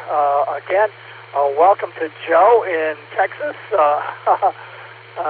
over on YouTube. Do appreciate you checking in, Joe. Hopefully, we'll hear you on amateur radio one of these days. And checking into the net, but definitely appreciate your earlier questions and comments over there on YouTube, so thanks for that. Interesting question about green stars. I had to look that up myself, and I'm glad you shared that with us and got your answer from your astronomy professor. Definitely keep asking those questions. Keep on asking. This is a learning net, and we're all learning, and I've been doing this, like I said, 30 years. I'm still learning something. So that's cool. Again, welcome to the net and appreciate you checking in over there. Next on the list is Rick in Ontario, VA3RKL. Good evening to you, Rick. What have you got for the net tonight? Go ahead. W8WKY.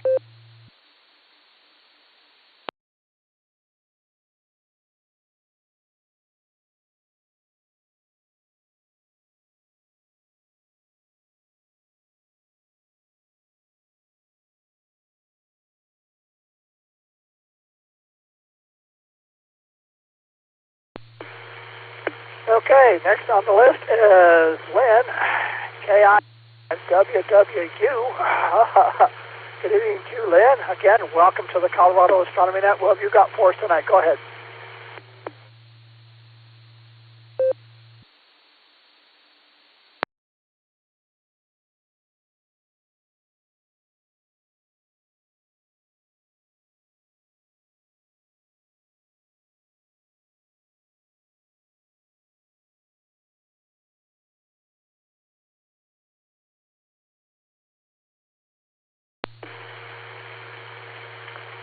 Next on the list is Phil in Texas, KJ5RA2. Good evening to you, Phil. What have you got for the net tonight? Go ahead.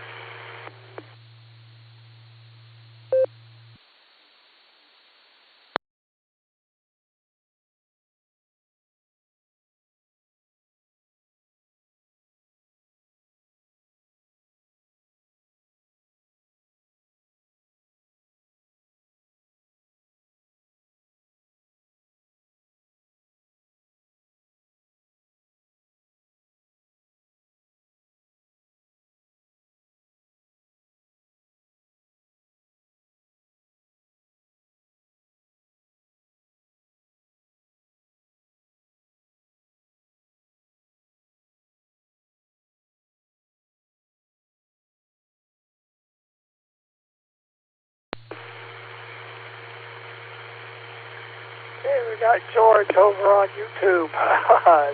Checked in tonight. Appreciate you checking in, George, and liking both the ham radio and astronomy. So I'd appreciate that, and welcome to the net. Next on the list, Ken, NB7SS. Good evening to you, Ken. What have you got for the net tonight? Go ahead.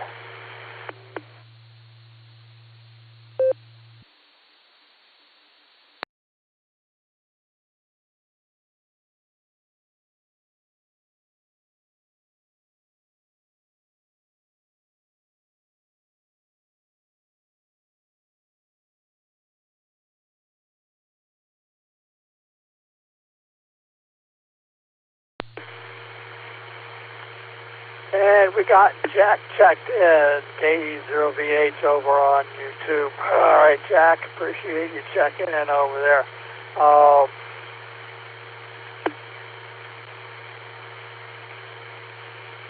Yeah, no worries. All right. And thanks for the stream last night, and we'll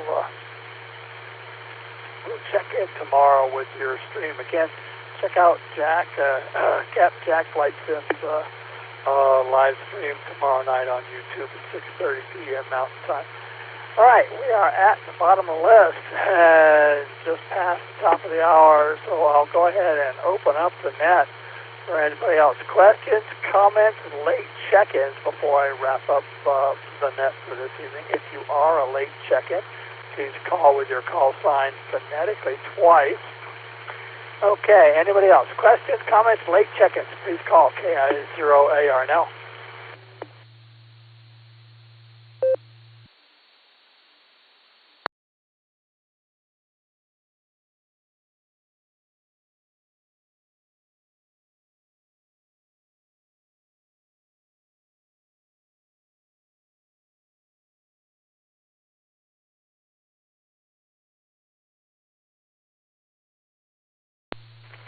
Hey, Burness, this is KS0WXE Danny. I have one more little comment about the space mirror. If the net has time for it.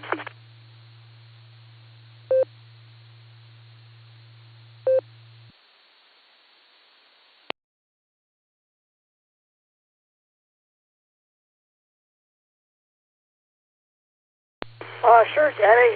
KF0WXC, go ahead.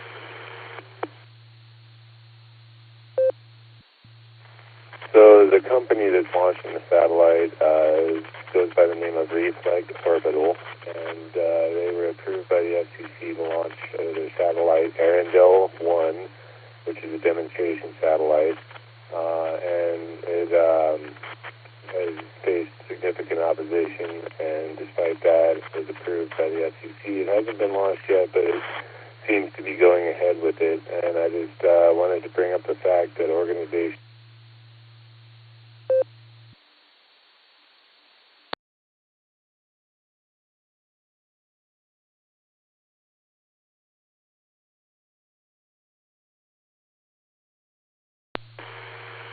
All right, Danny, thanks for sharing that. We'll look and see what happens with that. I'm sure we'll hear about its launch soon enough on the Rocket Report from Ed there, but we'll stay tuned for more on that one.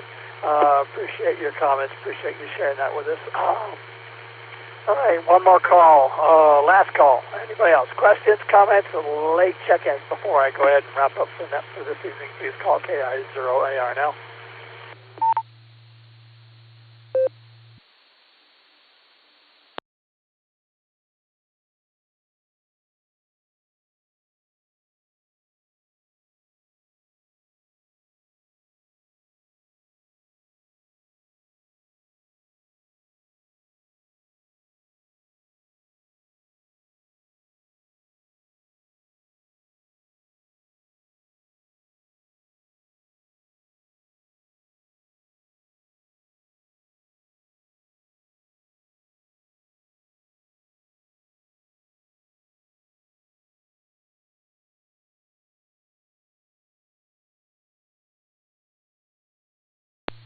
All right, this is KI0AR Net Control for the Colorado Astronomy Net.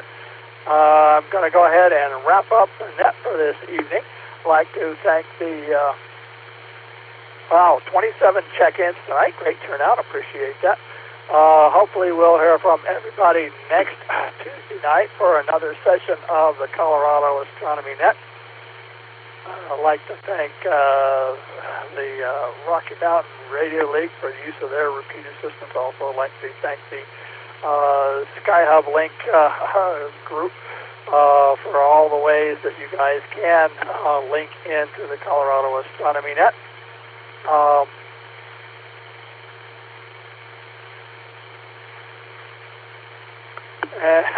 right, there you go. Danny is posted over on the YouTube comment. So I do appreciate everybody checking in on the YouTube as well. So thanks for that. And welcome to all the new check-ins both on the air and on YouTube. Check out skyhublink.com, skyhublink.com for more ways that you can check into the net. So I do appreciate that.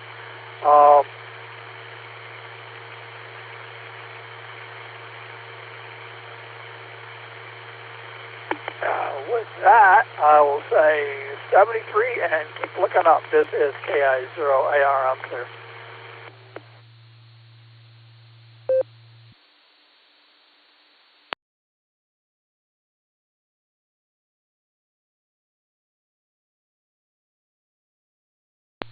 KF0YLF. Can I get a radio check?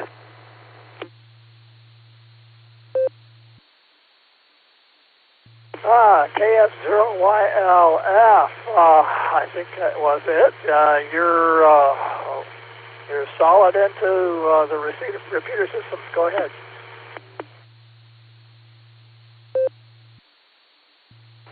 I appreciate that. I've been messing with the new Yaesu FT8900, and I've been struggling to manually program it, and I finally broke down and bought the software for an older computer that I have and got it programmed, and finally am able to be heard on the frequency. So I appreciate it, and I'll be clear. W8WKY.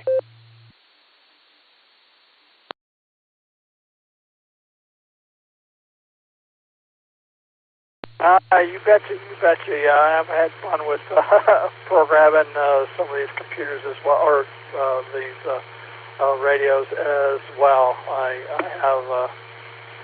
got the FTM 400 a while ago, and actually traded it with my buddy, and got an FTM 500 instead. I found that the 500 was much easier to program than the 400 myself.